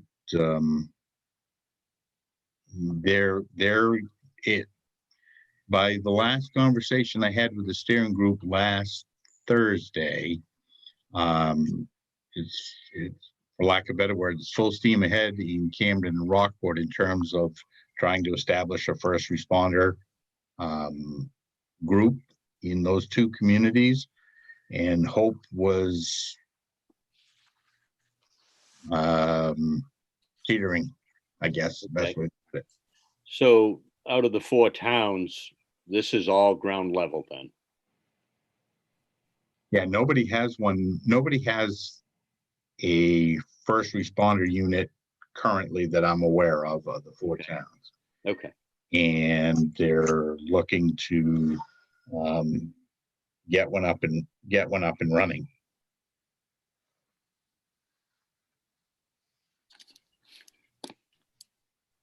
Josh, you look like you have something else to say. Well, I really want to support this. I also hear our fire chief. I don't want to push them over the edge in terms of time. Obviously, we want to make sure that it's well staffed. It's not just thrown together. Would this be a recurring cost? Is this a one-time cost? How does that work?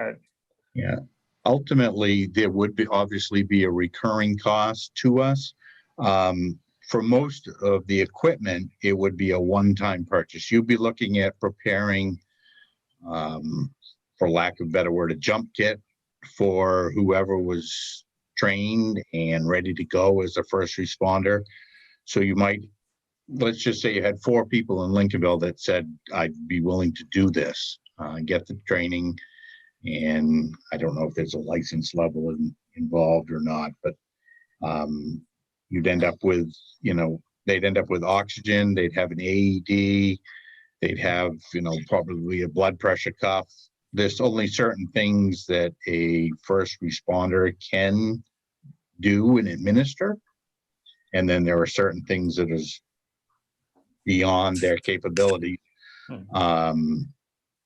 And so once you got that equipment, unless there was something that was disposable, I don't know, a Band-Aid, the ambulance service said, if they used a Band-Aid, we'd give them one to replace it from our stockpile without cost.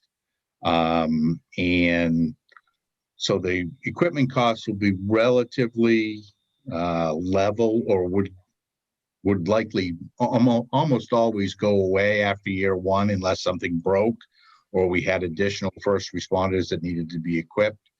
The thing that will increase for sure would be the manpower costs, because what's been put out here is 6 months worth of manpower, because they're looking to start January 1 and go through June 30 of next year. So that cost would be a recurring cost based on, how many calls there were and how much people were able to respond. So there's definitely some recurring costs, and there's costs for the administration of it. There's the licensing cost through the state of Maine for a non-transporting service. There's liability insurance, and then there's just some general costs, which they assign that like $500 a year. So there's not a whole lot of administrative costs currently carried in there, but there's obviously some.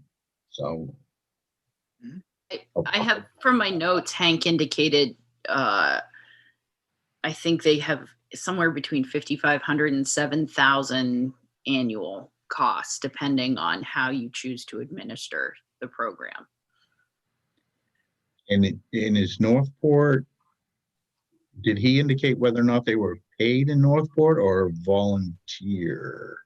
Oh, gosh. I don't know the answer to that. I don't remember. I don't know. He may not have said. Yeah, I do remember that he said they have an unscheduled arrangement. It's not a scheduled one. Which may mean that you have someone available or not, regardless of how much you're spending. And the other thing that, not to split the baby here, but might offer some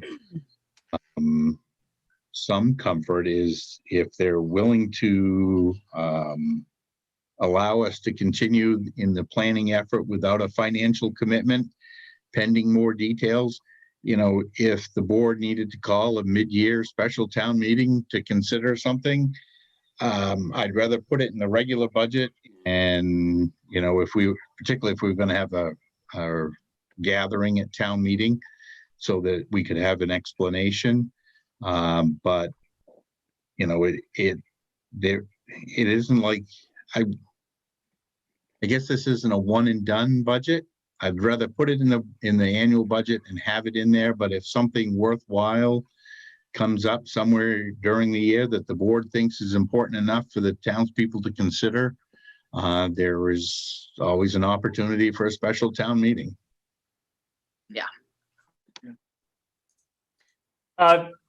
David, can you just, I'm sorry if we've already talked about this, but under, you know, number 9 of the newsletter where it says regionalization plan 3,600 and first responder 12,240. Can you just explain that breakdown a little more?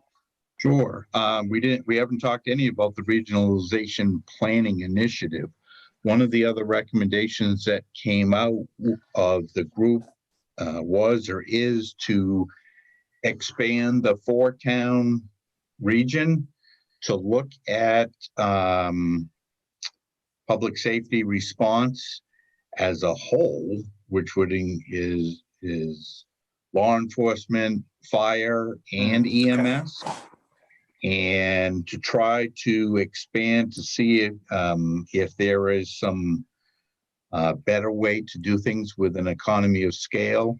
One of the things that is being faced with volunteer services countrywide is that the volunteers are diminishing. We've been very fortunate here in Lincolnville with our fire department that they've been able to maintain and actually have slight growth in the number of people, not only on the service, but the number of people that have the training and are willing to show up or can show up. That isn't the case countrywide. Volunteer fire departments in particular and ambulance services, not so much in law enforcement because we don't have a whole lot of volunteer law enforcement, but those services are having trouble finding members because of the time commitment involved. And I believe the town of Lincolnville has more firefighters on our roster than the town of Camden has on its roster of firefighters. And firefighters routinely, you know, for certain calls, it's an automatic mutual aid situation where they're called, you know, the call comes in a certain level and for a fire call, and not only do they tone out Lincolnville, but they tone out, you know, Northport to bring water or whatever under certain circumstances. And I don't think that anybody sees that changing, particularly in the years to come. You know, the demographics of Maine, we're all getting older. And I think this was an effort to try to say, you know, maybe not next year or the year after, but at some point in the future, will we need to move to a different model in the region? And they wanted to continue a discussion. There was some, the estimate is based on basically bringing in a different, somebody besides Mr. McGinnis as a facilitator of that discussion. And once again, the estimate that had come out of Mr. McGinnis's study was that it would cost no more than $20,000. And the request, once again, was distributed based on the population model of the 4 communities.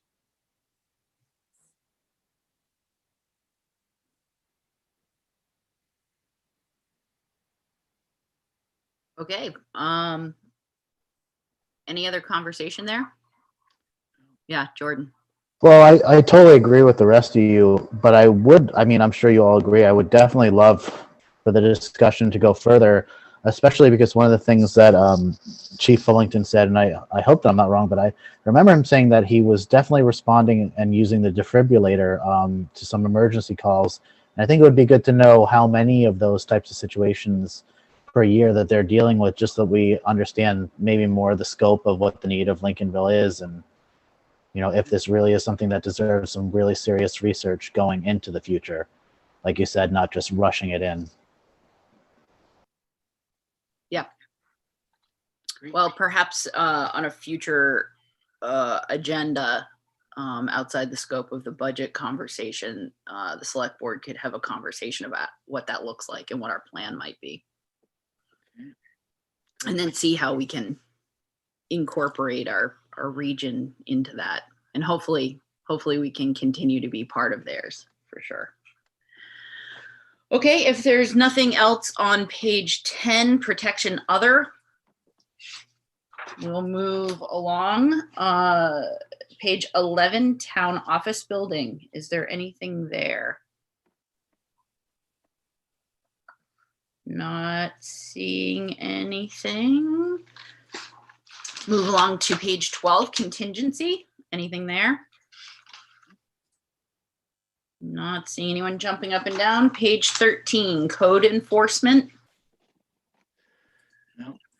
Okay, let's move along. My cold fingers skipped right over assessing. Sorry, Vern. Page 14, assessing. Anything there? Okay. Page 15, public works, highways and bridges.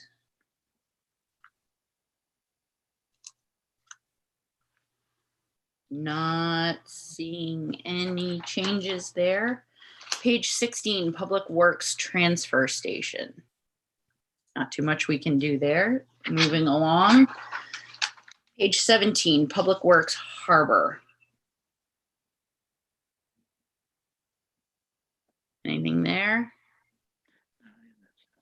Okay. We do have funds in our savings, and I have a note somewhere here that when David was back in the conversation, we'd have, and I don't know whether it would be more appropriate to have this with capital improvements, but whether or not we want to look at using any of our harbor savings funds. And maybe I've corrected myself and we should just I'll bring that up when we're in capital improvements. Okay. So if nothing else on harbor, page 17. Move along to page 18, public works other. I would like to put out to the group under Breezemere Park maintenance, and I may be drawn and quartered for bringing this up, but we really failed to explore this conversation further when the presentation was made, but there is a significant amount of money within this line for brown-tail moth mitigation tree replacement. I'm going to make the suggestion that we cut that because I feel like it's throwing good money after bad, considering every tree in town basically has them. And I don't know that it's a good use of our taxpayers' resources for such a small area. Yeah, Mike. Yeah, I happen to agree with you there. I take a rather fatalistic view of the brown-tailed moth situation. However, it does argue, the counter argument is that the two particular oaks that are there might be in danger because this is their third year of infestation. And so, and with the current drought, or with last year's drought, they're unhealthy to begin with, and so they may not make it, basically. But we don't know that. And so I would like to have, I think mitigation isn't going to do any good anyway. But I would like to see some money put in there for possible tree replacements should they go down. I don't know how you'd separate those things two out. How you'd separate those two things out. I think mitigation isn't going to do any, unless you're clipping. It's not going to do any good. They're just going to jump to another tree, or jump from another tree. So, but I don't know how we would just cut it in half to buy more trees if needed, and for planting. I wouldn't know how to do that, but I agree that the trying to tackle just those two oaks there is, I don't think it's a wise use of money.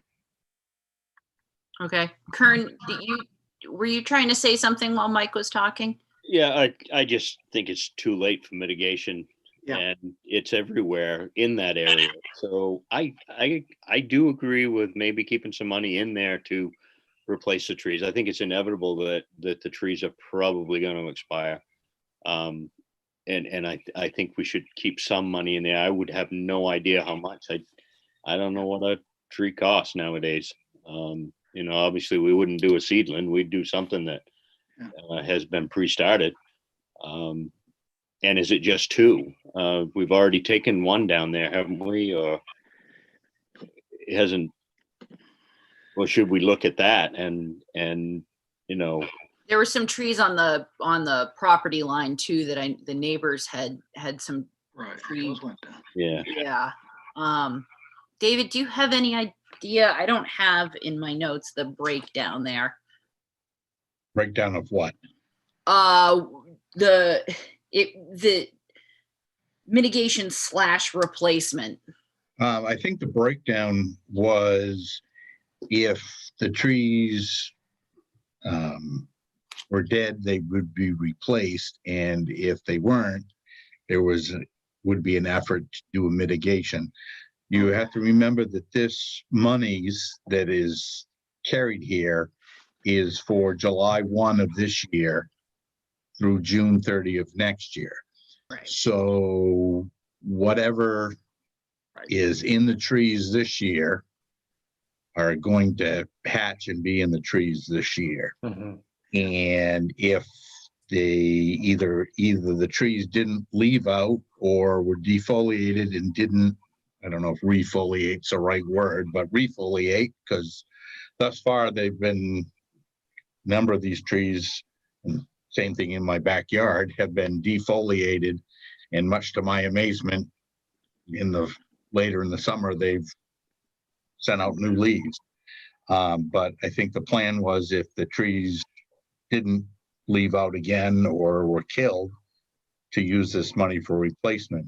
If you wanted to do a Selectman Ray suggested and just have money for replacement, I think we could add another, line midway down the page that just said tree replacement as necessary or something to that effect. Put an amount of money in there, and then on the Board of Selectmen recommendation under brown-tailed moth mitigation / tree replacement, put 0, so that it would be clearly delineated that it wasn't monies for mitigation, it was monies for tree replacement if necessary.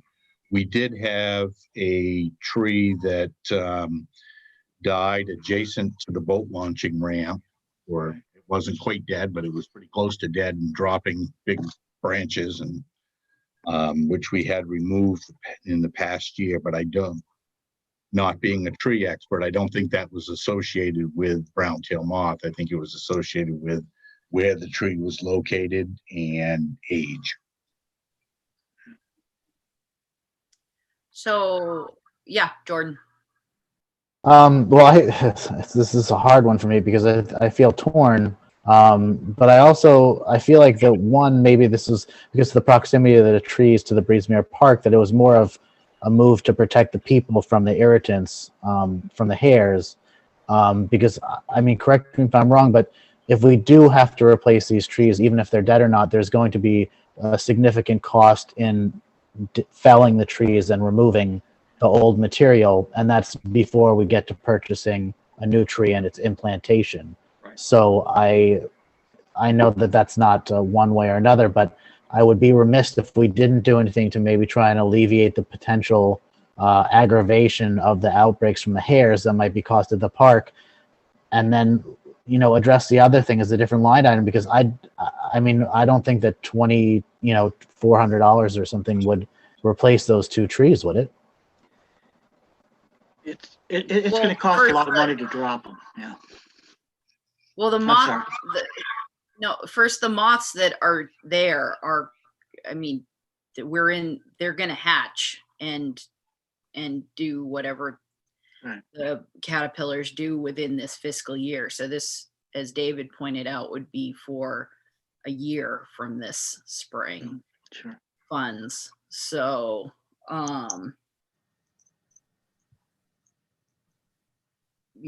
if there were tree removal or replacement, theoretically, this is a much advanced conversation of what may be happening, not this coming summer, but the next summer. We as a community would also want to make sure that whatever we planted wasn't susceptible to the next, if we're not going to go cut an oak tree down or the remains of an oak tree and plant, I presume we're not going to plant a new oak tree, because if we do, we're beating ourselves in the head. There's not an awful lot of my mind, a lot of logic to that. I'm not sure what the appropriate species of tree to plant would be.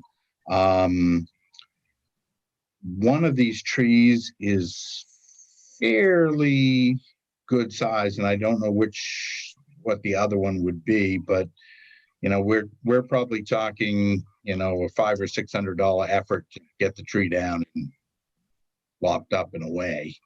At least, yeah. Although the tree might make good wood over here in the It would be, yeah. woodshed. That'd be a good. It's true. We also don't need to speak of the trees as if they are Yeah, goners for sure. So really the question at hand is, does the board want to zero out the brown-tailed moth line and add a tree line for either planting of new trees at Breezemere or monies towards removal and replacement? I would say that that's what we should do. I would agree. Can we make it so that the fund is just for tree care and maintenance, which would include any brown-tail moth problems as well? So that way we're kind of covered in every front. Would that make sense? Well, Jordan, that's basically what we have now. Yeah, Mitigation / replacement. Yeah, So the answer is yes. we're not going to be mitigating anything this spring within our current budget, I will say. You could leave it in there as is, and we could convey, if this was the board's wishes, and I don't want to put words in your mouth, you could convey to the Recreation Commission that monies for brown-tail moth mitigation not be expended without prior board approval. So there wasn't any illusion. And, if somebody came along and said, oh, here's a miracle solution for $50, you probably sign up. But I always do. yeah, I'm just trying to put out some. I like that options. idea. I think we should just leave it.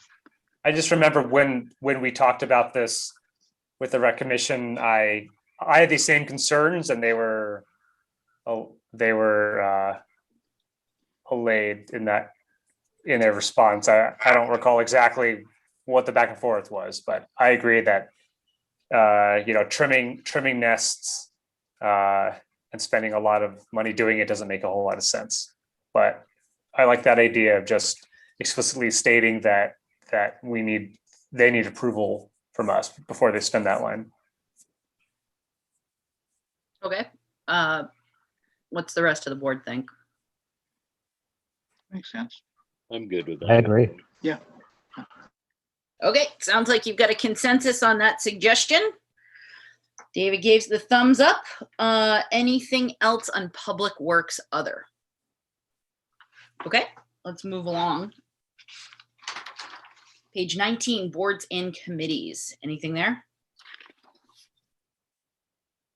Okay, moving along. Page 20, municipal support. Anything there?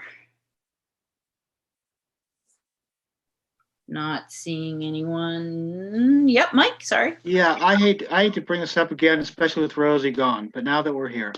Vern, what you mentioned before about the ask, it being insufficient, perhaps insufficient. It's a $6,000.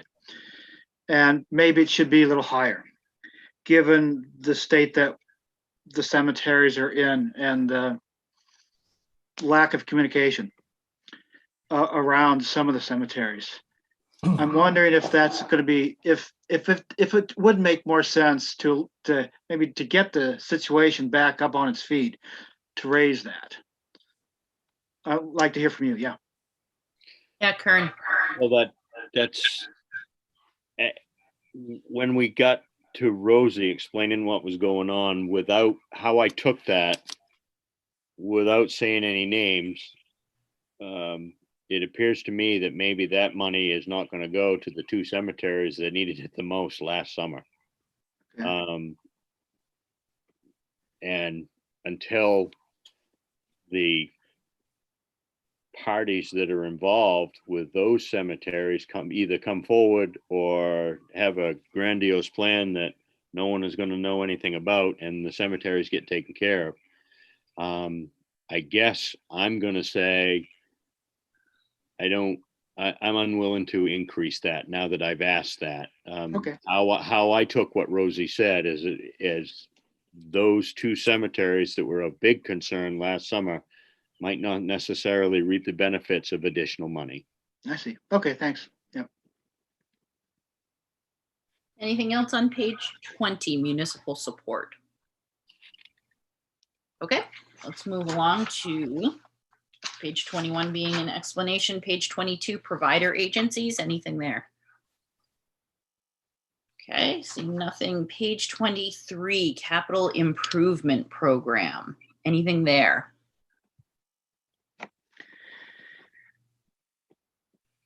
I will mention again the harbor improvements. Do we want to utilize the harbor savings account at all to perhaps decrease some of the money that we're asking the taxpayers for? Or do we want to leave those dollars alone and just save them for the various bigger projects we have planned? Jordan, you had your hand up. Yeah, and it has to do with the pedestrian walkway. When I first heard of this project, when I was on the budget committee, it concerned me just because of the scope and the cost. And I think if we could use harbor funds, it would be good. Oh, no. Nope, I wasn't nope. saying harbor funds have to be used for the harbor. It can't be like not to spread harbor funds for other harbor for harbor, not harbor for defraying costs of everything and anything. I guess I don't understand the analogy you're making. Yeah, I need a think little more clarity. I think Jordan is saying the pedestrian walkway and waiting area cover for the pier. Gotcha. Sorry.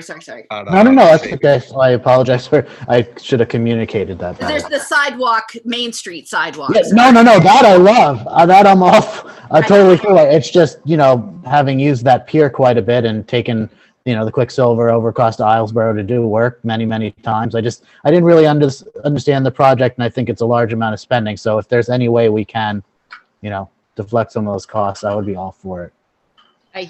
I hear you. Yep, I gotcha. Thank you. We also, the Islesboro just gave us a donation, correct? Right. Yeah. Is there a 15,000, way- right? Is there a way of dedicating those funds directly? Well, those funds, any donations made to the harbor fund at the end of the fiscal year will just go into the harbor savings account. And if you wanted to do a project out of the harbor savings account, we could say, we took your money and spent it on the float that's under construction, pick a thing on here if you want to take something out of this. So Jordan, your suggestion to the board is to utilize harbor savings funds for the pedestrian walkway and waiting area. Yeah, I would suggest that, especially with the donation, just because, like I said, I understand the symbiotic relationship that we have with Islesboro, and I think that a lot of the traffic going out there really benefits them and their residents. Not to say it doesn't for Lincolnville, but again, it's a nice project, but it's expensive in these times, and yes, I think it'd be great to use those funds. Okay, thoughts from the rest of the board? Oh, Sounds good. yeah, makes a lot of sense. I yeah. agree with that. Okay. I'm on board with that. Okay, So we'd be looking to reduce the $45,000 under harbor improvements by 15,000 and make that 30. correct. Am I summarizing that correct? Yes. And yet still look to do that project just out of harbor savings versus. Just Yes. want to make sure I have a complete understanding so we can get it. Yep. Okay. Yep. Okay, great. Anything else under the capital improvement program? Okay, great. Thanks for the input. Page 24, debt service. There it is. And so page 25, budget totals. We made some changes tonight. So what we have here will change. I don't know if David, you've been furiously doing math. Oh, you're muted, David.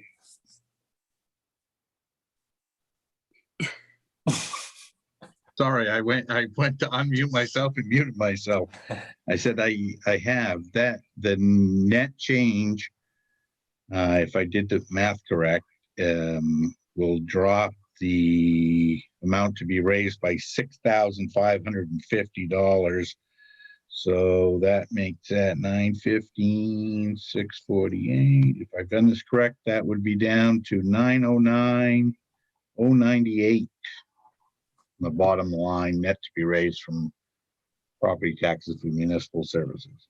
Great. Great. Which, if anybody's interested, will be an increase of less than 1% in the current year. Okay. While we're still on this page, any other thoughts on the budget from the board? Well done, all. I appreciate the robust conversation. It's the thing that, one of the things I'm most proud about this board's work. And so if this is the final recommendation from the board, I will entertain a motion. I move that the proposed fiscal year 22 municipal budget with our recommendations be forwarded to the budget committee for its consideration. Second. Moved by Selectman Late, seconded by Selectman Barnett Parker. Is there discussion? Seeing no discussion, Selectman Late, what's your vote? Yes. Selectman Garrettson? Yes. Selectman Ray? Yes, Selectman Barnett Parker? Yes. And Selectman Dunn, my vote is yes, the motion passes. Thank you all very much. And we can close the Can book. I request we take a short recess or for a bathroom break? Sure, go for it. Okay. stretch break.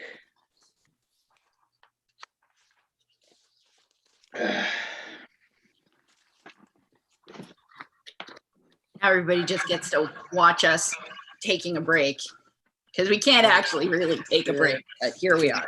Yeah. Yeah. So for those watching at home, the select board has just finished their deliberations of the fiscal year 2022 municipal budget and will forward that on to the budget committee.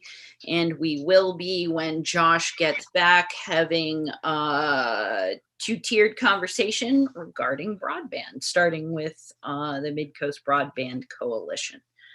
So stay tuned. Stay tuned, that's right. More to come.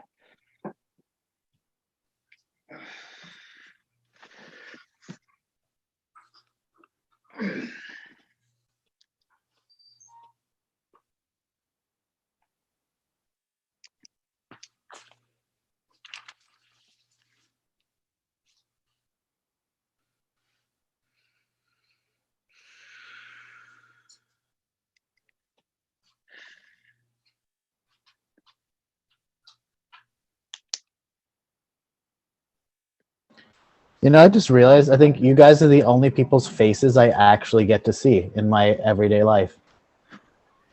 That's I don't know if unfortunate. that's You know what I mean? Oh, man. All right. but Jordan, tell me that's like in addition to Marissa, right? That's Oh yeah, of course. I Okay, wear. okay, good, He makes good. me wear the paper bag when we're home. It's not. okay. Just want to make sure on that. Muted. There we go. So we're back. Everyone has stretched and relieved themselves for the moment. So we have a two-level conversation regarding broadband. First, we have a couple updates from the Midcoast Broadband Coalition. David, would you care to give a little bit of an update, and then perhaps we'll tag Josh too? I'd try, with the exception of missing several of the last meetings. So if you don't mind me tagging Josh first or Selectman Garrettson first, I'd be good with that and chime in after that if necessary. But I think he can probably handle it better than I can. Yeah, so we haven't had a broadband coalition meeting since our last select board meeting. Last one was, I think, February 10th, but I'm also on the branding advertising committee subcommittee. And so your packet really lays it out well, that we just thought there should be a new name, Midcoast. What do we put here? Midcoast Community Internet. I think it's nice and self-explanatory what it is. And yeah, the chair wanted the towns to really just look over guiding principles and make sure we're all on the same page, because this only succeeds if all the partner towns are on the same page. Really can't take any step forward in terms of cost estimating until we all know what we want. So thoughts from the board? Well, I think the principles laid out here, the guiding principles, reflect what we talked about at our last meeting or 2 meetings ago, when they asked us for recommendations along these lines. Yeah, frankly, I think the guiding principles were partially shaped by us. I think you can, you can tell. Yeah, it's great. So I'm pleased with that. So are we in agreement that these guiding principles are also our principles and that we wish to continue? I think so. Yeah, I do. I agree with those. They're very straightforward and simple. And it's exactly what we talked about as a group prior to moving into this. Yep. Great. So the next thing, Josh, that was brought up from the chair was the sort of rotating or shared responsibility of a staff member to help take minutes. Yeah. And so I'd be curious about your thoughts and those implications on our we sort of run kind of lean and mean, so we don't necessarily have, and I'm not saying that other communities have people kind of hanging around, but we sort of budget conservatively for our staff time. So curious about your thoughts, and then curious input from the board, and also David's thoughts. So we certainly have a much smaller staff than Camden or Rockport or Rockland, being a city. Although I do think that it's worth it for us to chip in. I mean, if it's on a rotating schedule and we only meet once a month, then that would mean Lincolnville would have to do the minutes. I don't know, we're up to like 9 towns right now. So it would be like every 8 or 9 months. So that seems like a reasonable cost to pay an additional, pay a part-time employee for that. If it was every month, I would say no, that's too onerous. But since it's rotating and it's only for now our monthly meetings, I think that's worth it. Okay. Yep. Anyone else? I agree with that. Yeah, Mike. Yeah, no, I agree with Josh. I think it's a good idea and it's spread over 3 months. It's not a lot of money. I also agree. And David, you indicated that we could potentially free up maybe some of our part-time staff hours to help. Yeah, I mean, it seems like a reasonable ask. If we're going to be a partner, we ought to be a full partner and participate.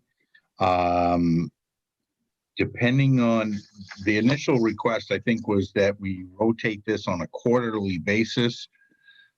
So I didn't know if that meant somebody doing it for 3 months and then down. Okay. But either way, I think I'm not quite sure who's going to be the best person to do that, but we'll cross that bridge internally when we get there. I did get an email, I think, from Deb today, or maybe it was yesterday, saying they had somebody signed up for the next meeting. Did you get that too, Josh? Yeah. Does that ring a bell? Okay. Yeah. So we wouldn't be tagged for the meeting that's next week. But I think we can Or certainly. in 2 days, rather. Oh, yeah, that's right. Sorry. I've lost a week of my life.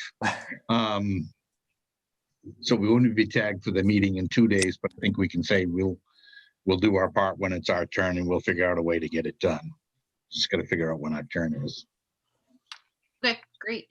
And David, I think you segued nicely into the thing that the board needs to discuss next, is that given that we agree that the guiding principles are acceptable and that we wish to continue, we as a board need to discuss replacing David, as we did so on an interim basis until we could figure out what direction the wind was blowing and our intentions.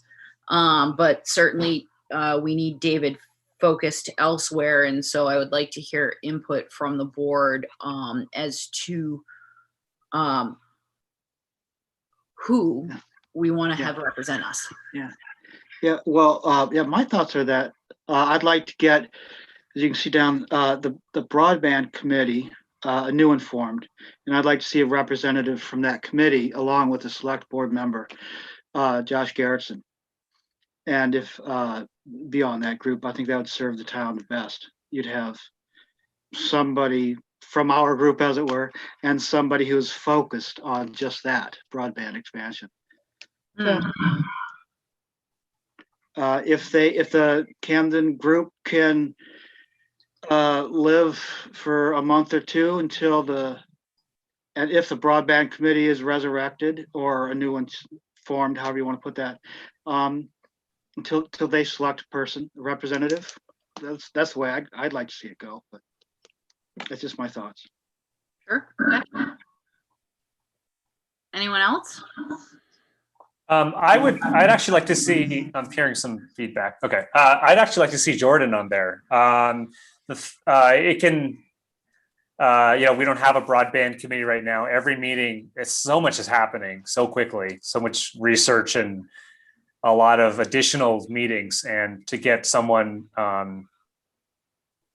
someone on there who is obviously passionate and educated on the issue now, I think is helpful for Lincolnville. And we can always, there's no set appointment length. There's not even a set number of people per town because we haven't set, how the voting works, how many members, how any of that works yet. So I think just for right now, getting at least 2 people to every meeting, including this Wednesday, is just serves us well.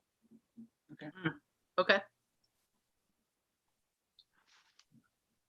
Jordan, how do you feel being put on the spot there?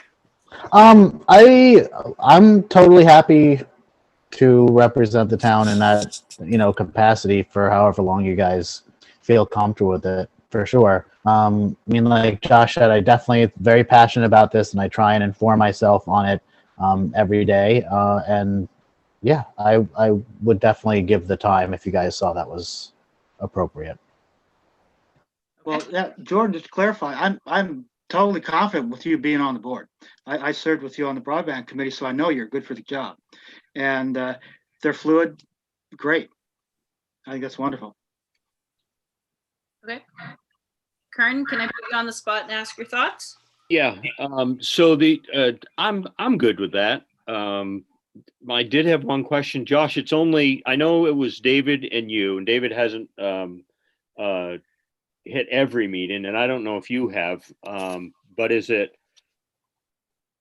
can you guys alternate meetings, or is that not you, or do you think we shouldn't do that? Both should be at the meetings if possible, that type of thing. I think just to stay up to speed, both people should be there.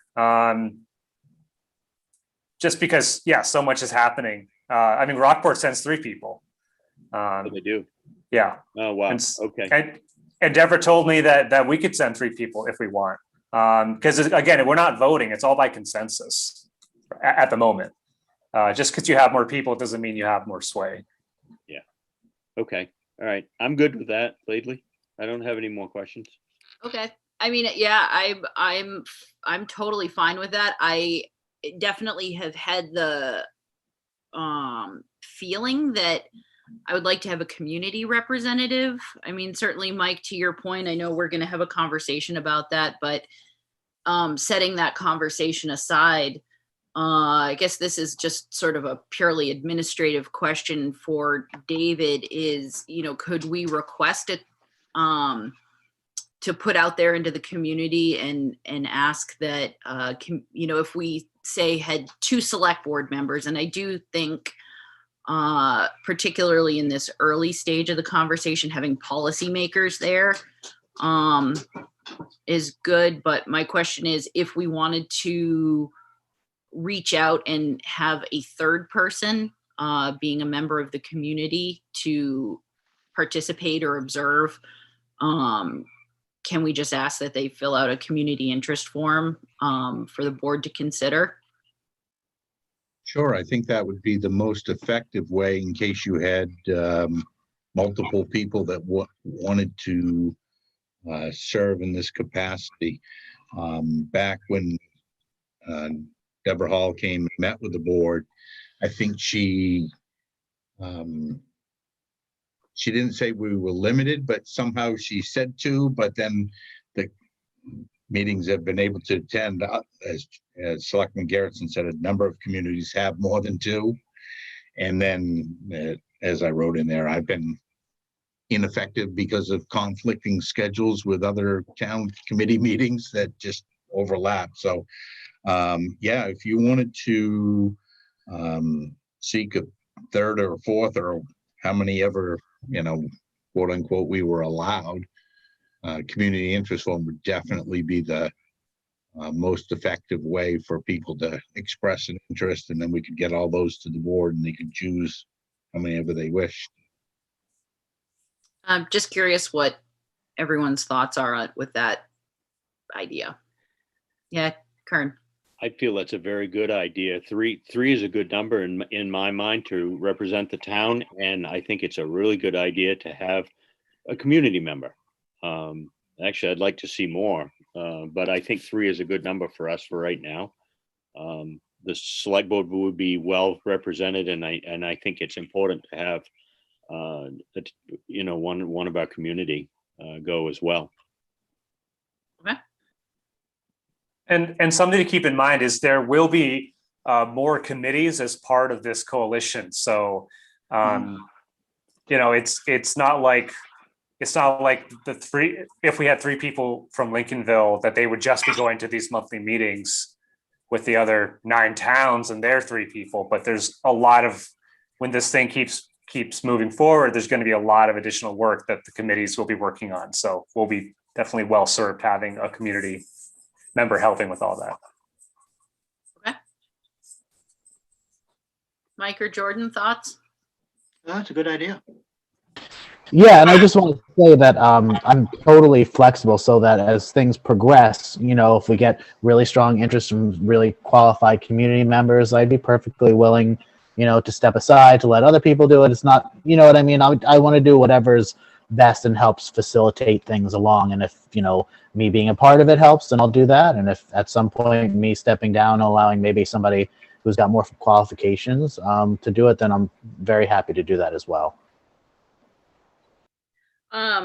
Okay. Well, how about I go ahead and make a motion? Let me see.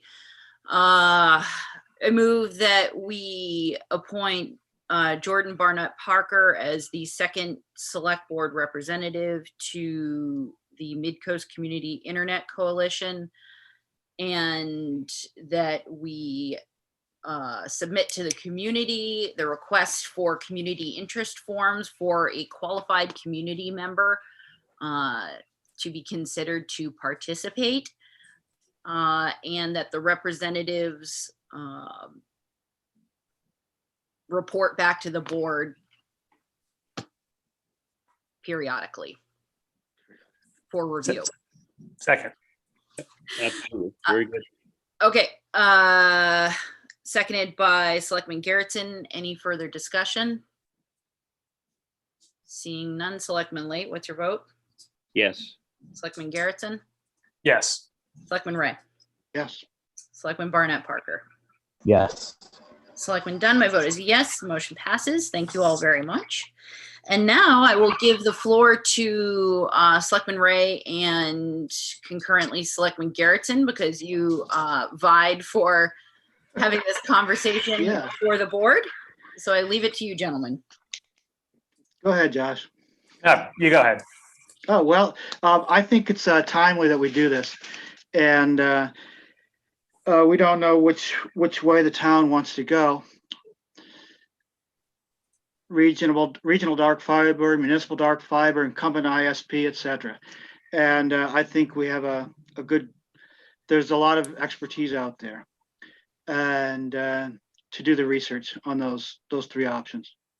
Perhaps working closely for however long with the Rockport, the Rockport Task Force, perhaps engage in conversations with the incumbent, et cetera, et cetera. So I'd just like to keep that going. It's good that we are seen, the town of Lincolnville is seen as having a broadband committee. Things are moving very fast, and I think we want to be seen that way. That would be my pitch for it. Okay. And I'll just say it's surprising to me how often I've gotten emails from different communities about our broadband committee. I still get emails. I got one a few days ago, how they followed our committee and our survey and wanted to replicate our success and had questions for how their committees and move the ball forward. For me, I think having a broadband committee is helpful to really have an army of volunteers to help us educate the community for whatever path our board thinks is the best path for our community. We're gonna need people in our town that are educated on the latest in terms of what we think is best for the town, and help us to educate and gather information from the town. to me, that's really vital to the success of any expansion of broadband. Susan Corbett, she had mentioned that having a broadband committee in your town, even if you had a regional group working on the issue, would still be helpful. I think if only just from that educational standpoint, and having citizens involved in your town and not just kind of watching what's going on. Okay. So what is it that you propose the committee do? Because we need to have some actionable items that we have them work on. Yeah, so to assist us with the path that we want to go on, it's a little amorphous at the moment to be also just be brought up to speed with where we are right now as a town. Well, yeah, I'd like to suggest that we have a few drafts, as it were, of charges or prospective charges. One was in the recommendation from the last broadband committee, included a possible speculative charge. Jordan's provided a lot of language, and we've got language from the old charge. And I would like to, if we could get the three authors of those together, I think we could hammer out a lot of points.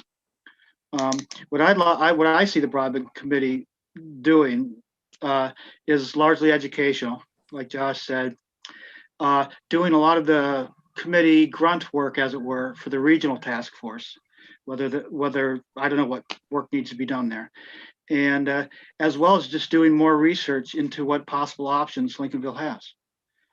Because none of this is set in stone, or we don't know what, I don't think the town knows which direction it's going to go, and I think more research could be done. Do you want to head up the effort for creating that draft charge? Yeah, sure. There were a lot of hands up, so I don't, sorry, Jordan, you had your hand up. Oh, if Karen wants to go first, I'm more than willing to let him go first. Oh, all I was going to say was it was interesting that Deb Hall and Susan Colbert both said they highly recommended having a town broadband committee to represent the people of Lincolnville at this Midcoast Community Internet Coalition. That's interesting to me. I believe in both of those people. Have a lot of respect for both of them, but with what I've just heard here, it just seems like duplication of efforts at this time. So I think having the right charge will help. Definitely will make the broadband committee successful in doing whatever they need to do. But right now, just listening to what you think needs to be the charge, it just seems like a duplication of efforts with the Midcoast Coalition and a broadband committee. So I realize that there needs to be communication brought back to the town, but you're doing that now anyway. So I'm just kind of wondering what we're going to come up with for a charge. Yeah, and a clear timeline too, so that there is, so that there isn't mission creep, so to speak. But Jordan, yeah.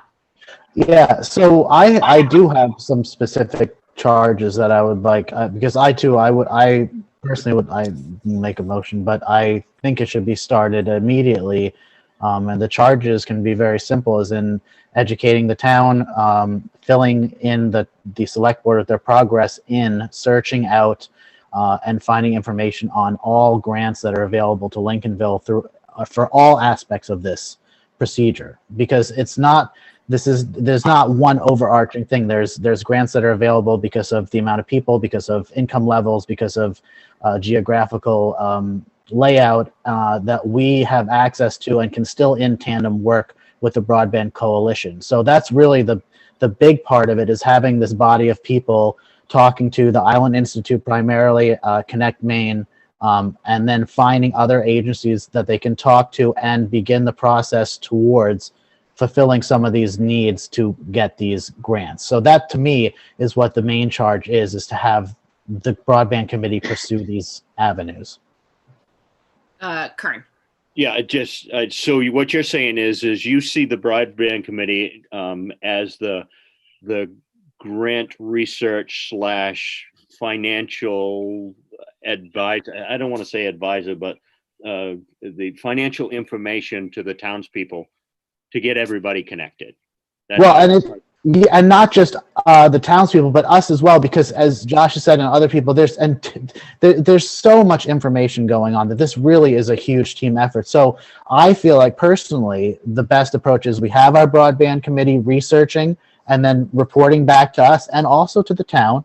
And then we can, as the select board, decide what we want to do with that information and what's the best way to move forward. So that's how I see it, is that very much a research and reference operation, and that way that we can stay abridged on top of having myself and Selectman Gerritsen and potentially more people in the broadband coalition. That way we're hitting it from every angle. And if there's ways that we can supplement financially what we're doing with fund money, I think we absolutely need to do that. So that's where the charges that I see. And we can always add on, make amendments and changes to the charges as we move along and see fit. But I do think that it's absolutely crucial that tonight we do reestablish the broadband committee so they can start work, because application deadlines start the 27th of this month.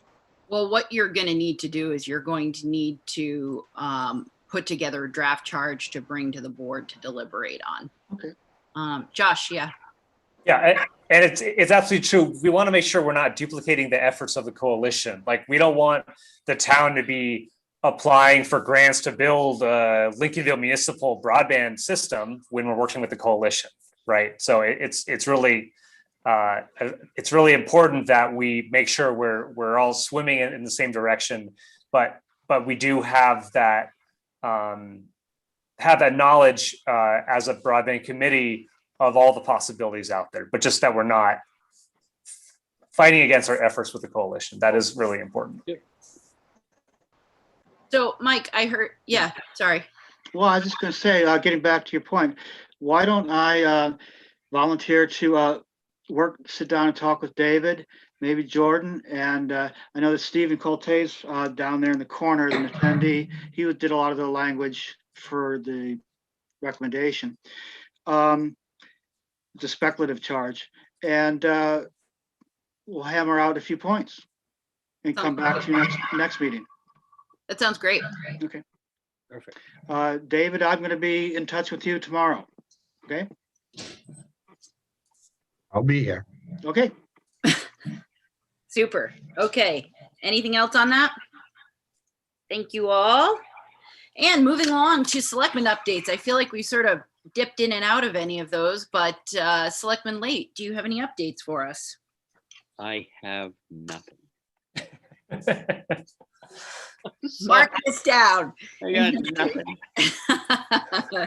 That is perfectly okay. Selectman Gerritsen. I just want to reiterate that we do have the Midcoast Community Internet Coalition meeting on Wednesday at 5 p.m. And I do believe it will be live streamed on the Town of Camden's YouTube channel. So tune in. A lot will happen. Definitely be there. Yeah. Selectman Ray, any updates for us? I wish I had, but I do not. That's okay. Selectman Barnett Parker. Nothing here. Okay, and I have nothing as well.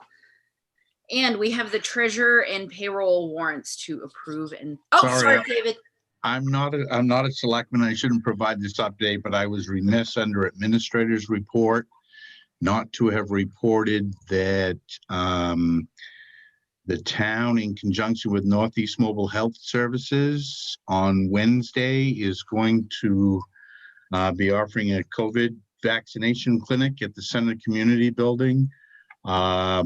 We, as a community, I think, owe a real debt of gratitude to Northeast for acquiring the vaccine, for providing the staff, for some of the outreach. That got posted up on Friday of last week, early in the morning. And by midday, the slots that we were able to acquire vaccine for were all spoken for. It did require pre-registration. Going to try to hopefully work with them about another opportunity at a future date, but I did want to, I apologize to them for not announcing that under administrator's report, but they did bulk of the work for the benefit of our greater community. It wasn't limited to just Lincolnville. And I also like to extend a big thanks to the United Christian Church for the space and for also providing a couple of volunteers to assist. No, thank you for interrupting, because that Very important. it slipped my mind also, and it's really important. And the notification that went out initially was for 60 and older. Do you know if they've modified that with the governor's modification to the fact that educators can be immunized now also? It went out as 60 and older if you were provable first responder, but it was totally limited to 60 and older, because that was how they were able to acquire the vaccine, with the understanding that it would be for that sect or group, or however you want to describe it. Hopefully, if we're fortunate enough to be able to offer another, it will be, whatever the next cohort or whatever group of people will be eligible. Okay. All right. Thank you. My understanding is for teachers and school staff, they are being encouraged to work through the Hannaford Walmart, Walgreens, pharmacy driven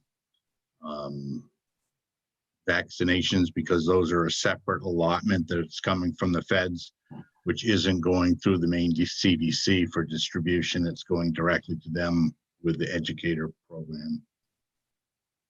Okay. Thanks, David. So I will entertain a motion for the treasurer and payroll warrants, please. I move the board approve the treasurers and payroll warrants. Second. Moved by Selectman Late, seconded by Selectman Garrettson. Any discussion? Seeing no discussion, Selectman Late, what's your vote? Yes. Selectman Garrettson, Yes. Selectman Ray, Yes, Selectman Barnett Parker, Yes. Selectman Dunn. My vote is yes, the motion passes. And before our final motion, I think we should extend our gratitude to Darlene Barrows for their generous gift, and to David for his belief in this project that we're about to undertake. And the town is grateful for their generous gift. Thank you. If there is no more business that the board wishes to attend to, I will entertain a final motion. Move to adjourn. Second. second. Moved by Selectman Late, seconded by Selectman Barnett Parker. Is there any discussion? Seeing none, Selectman Late, what's your vote? Yes. Selectman Garrettson, Yes. Selectman Ray, Yes. Selectman Barnett Parker, Yes. Selectman Dunn. My vote is yes. We are adjourned. Thank you all for your efforts and have a great evening. Thank Don't you. forget Good to night. come Thank in you. and sign at some point. Okay. Thank you. Thanks.